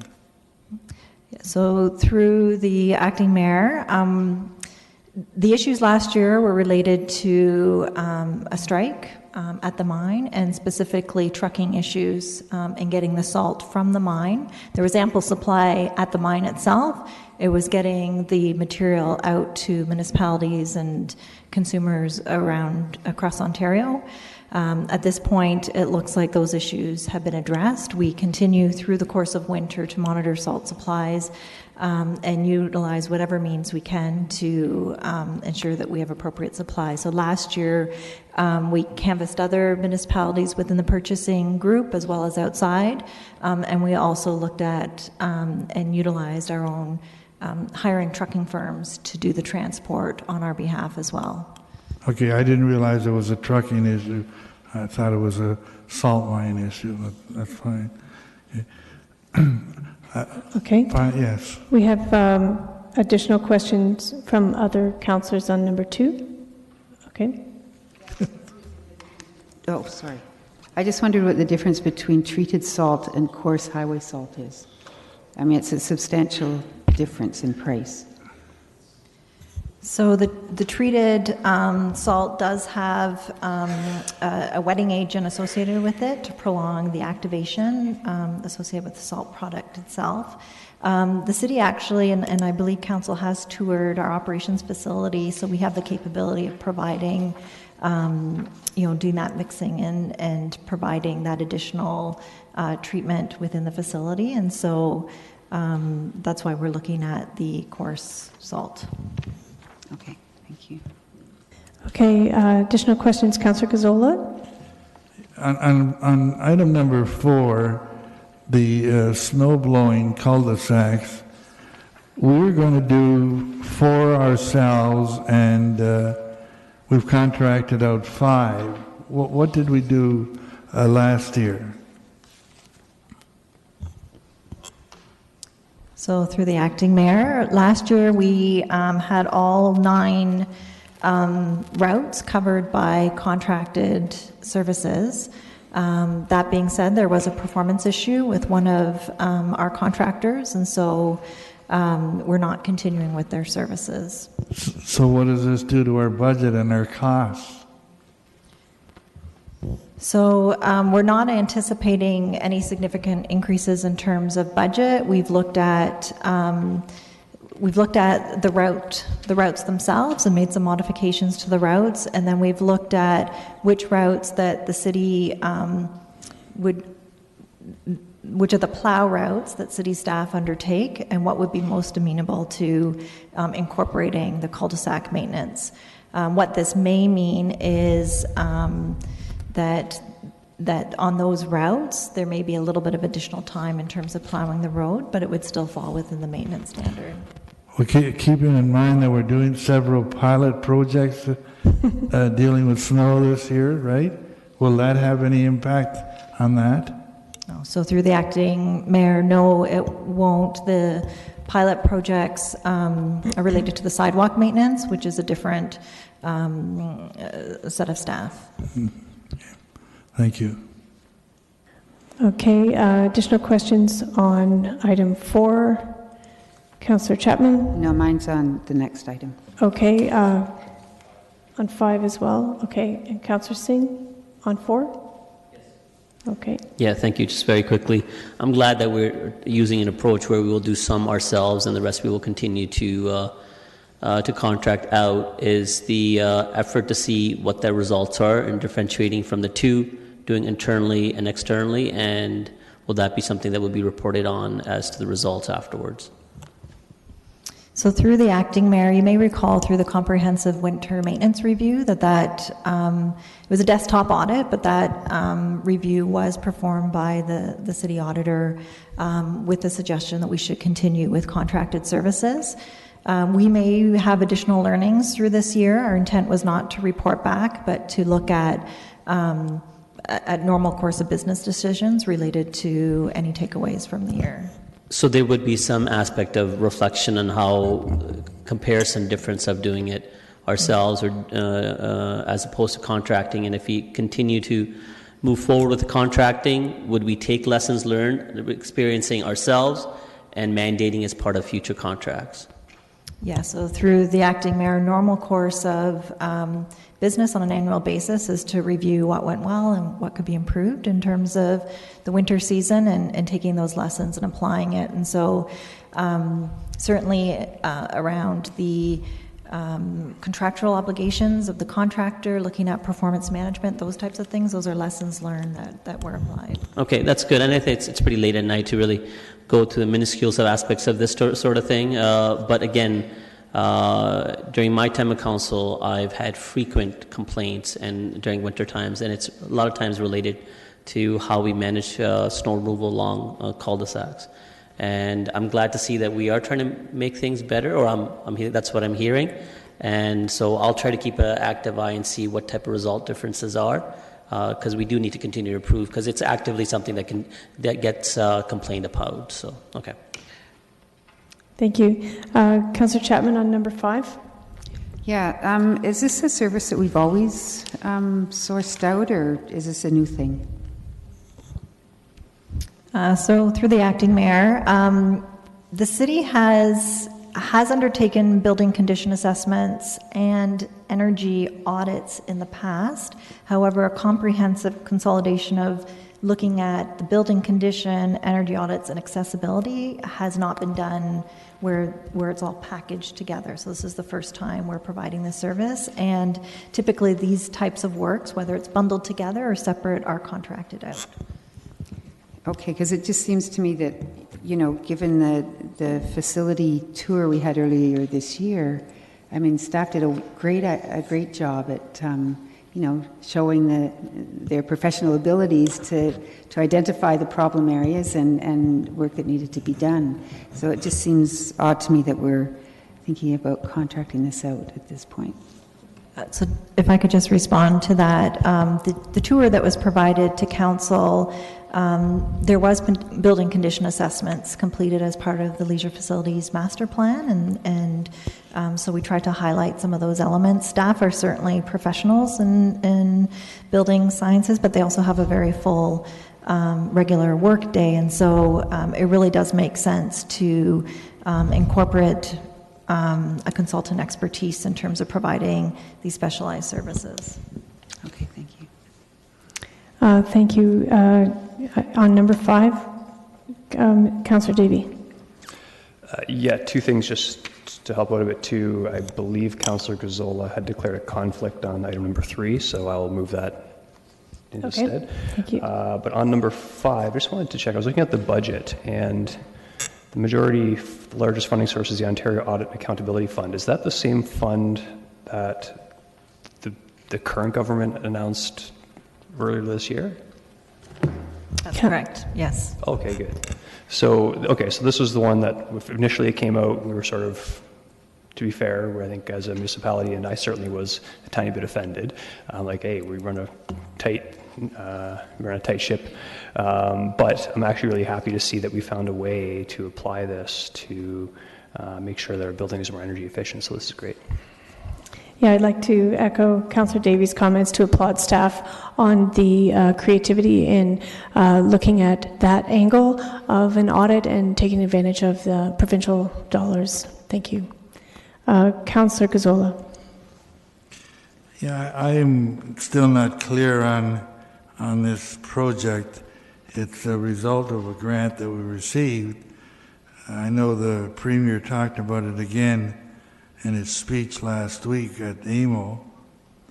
He talked about, my understanding was the purpose of those grants were to come up with things that were going to reduce our costs in 2020 to help our taxpayers, because the province has turned a number of places where they're eliminating assistance to municipalities.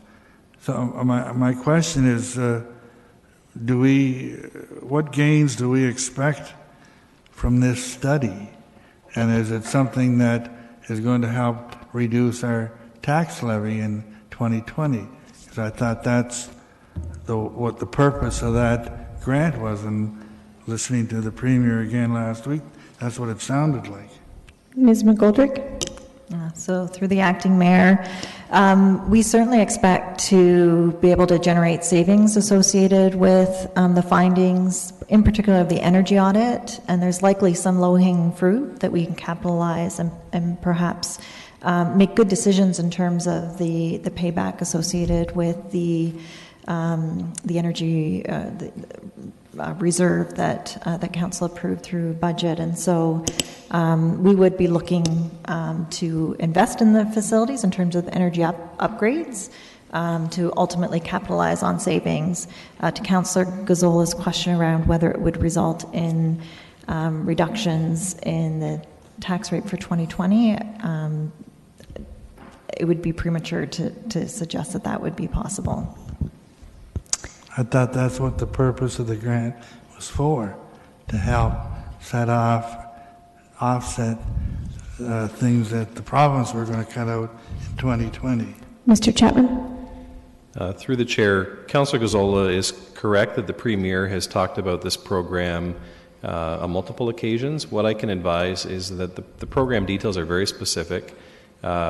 We've canvassed the ministry about the intent of the program, and this application was approved by the province, and it fits within the scope of the program as it's been defined in the program requirements. And so we're quite confident, it has been approved and signed off by the minister now, that we are fully on side. I wouldn't speak to comments that the Premier himself has made around the program. It's the program details and the agreement with the province that will govern the application. Thank you very much. All right. So we have, the tenders have been moved, tenders 1, 2, 4, and 5 by Councillor Gazzola. All those in favor? That carries unanimously. Tender number 3, all those in favor? Opposed? That's carried unanimously as well, with the conflict of interest noted. Next, we have item number 2, the applications for cancellation, refund, reduction of taxes. Questions, comments? Councillor Gazzola. I just wonder, is there any information, there's one substantial item there of $400,000. Can you tell us a little bit what that's about?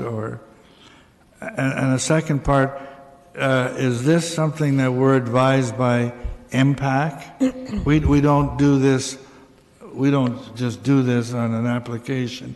MPAC has to approve it?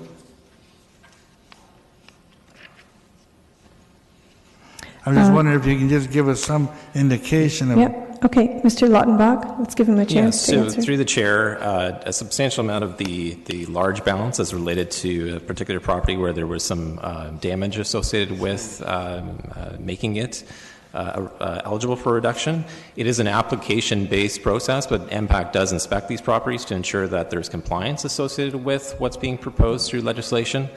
And what's identified in the report is the reasons why, the 6 reasons are where the application has to actually meet that test. And so it is very legislated in terms of what would qualify under this program, but something that does get verified through inspection. Can you not tell us where it is or what it is? I can certainly provide the details to council as a follow-up email. Okay, thank you. Okay, mover for that item, number 2. Councillor Johnston, all those in favor? And that carries unanimously. Number 3, we've already dealt with one sign, but not the other, and that is the one at 907 Frederick Street, units 3, 4, and 5. All those in favor? Opposed? That's carried. Next, we have number 4. Oh, sorry. No, that's not it. Yes, number 4, prohibited dog designation appeal. Do we have a mover for that?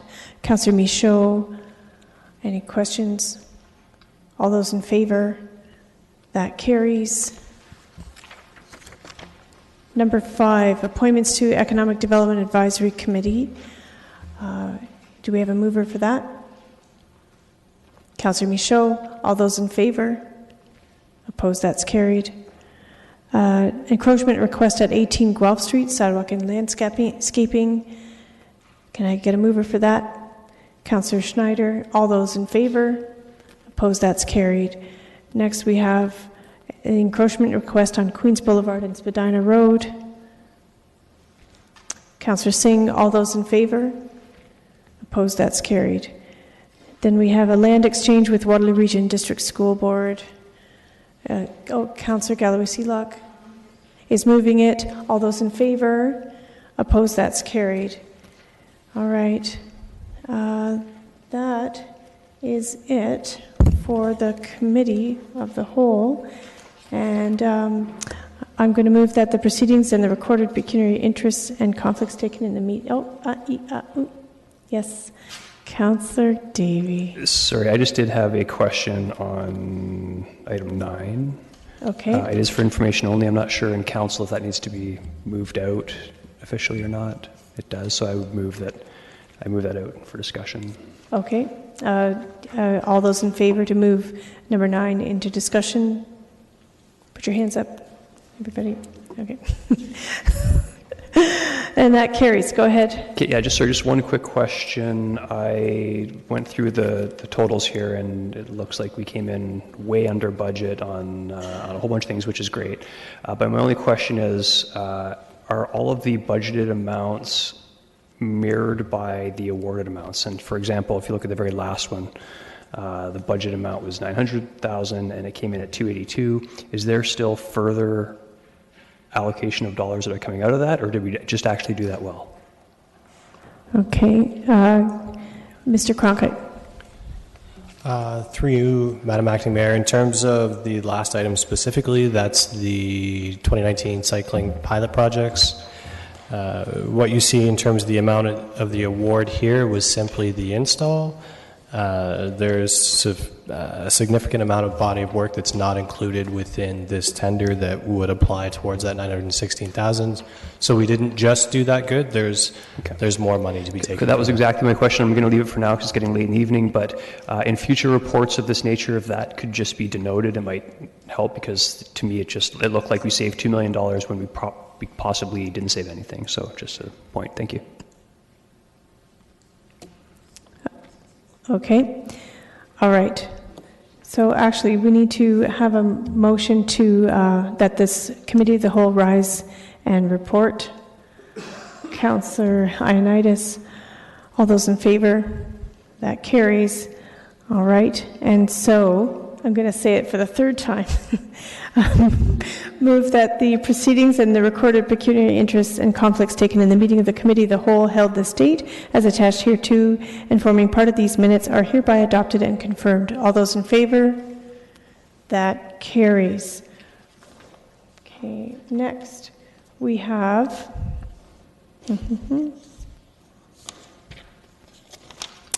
the bylaws for the third reading, including the late starter. Do we have a mover? Councillor Schneider. All those in favor? That carries. Oh, and we need a seconder. Councillor Johnston had her hand up quickly. All right. Do we have a mover to adjourn? Councillor Michaud. All those in favor? That carries, and that concludes this evening's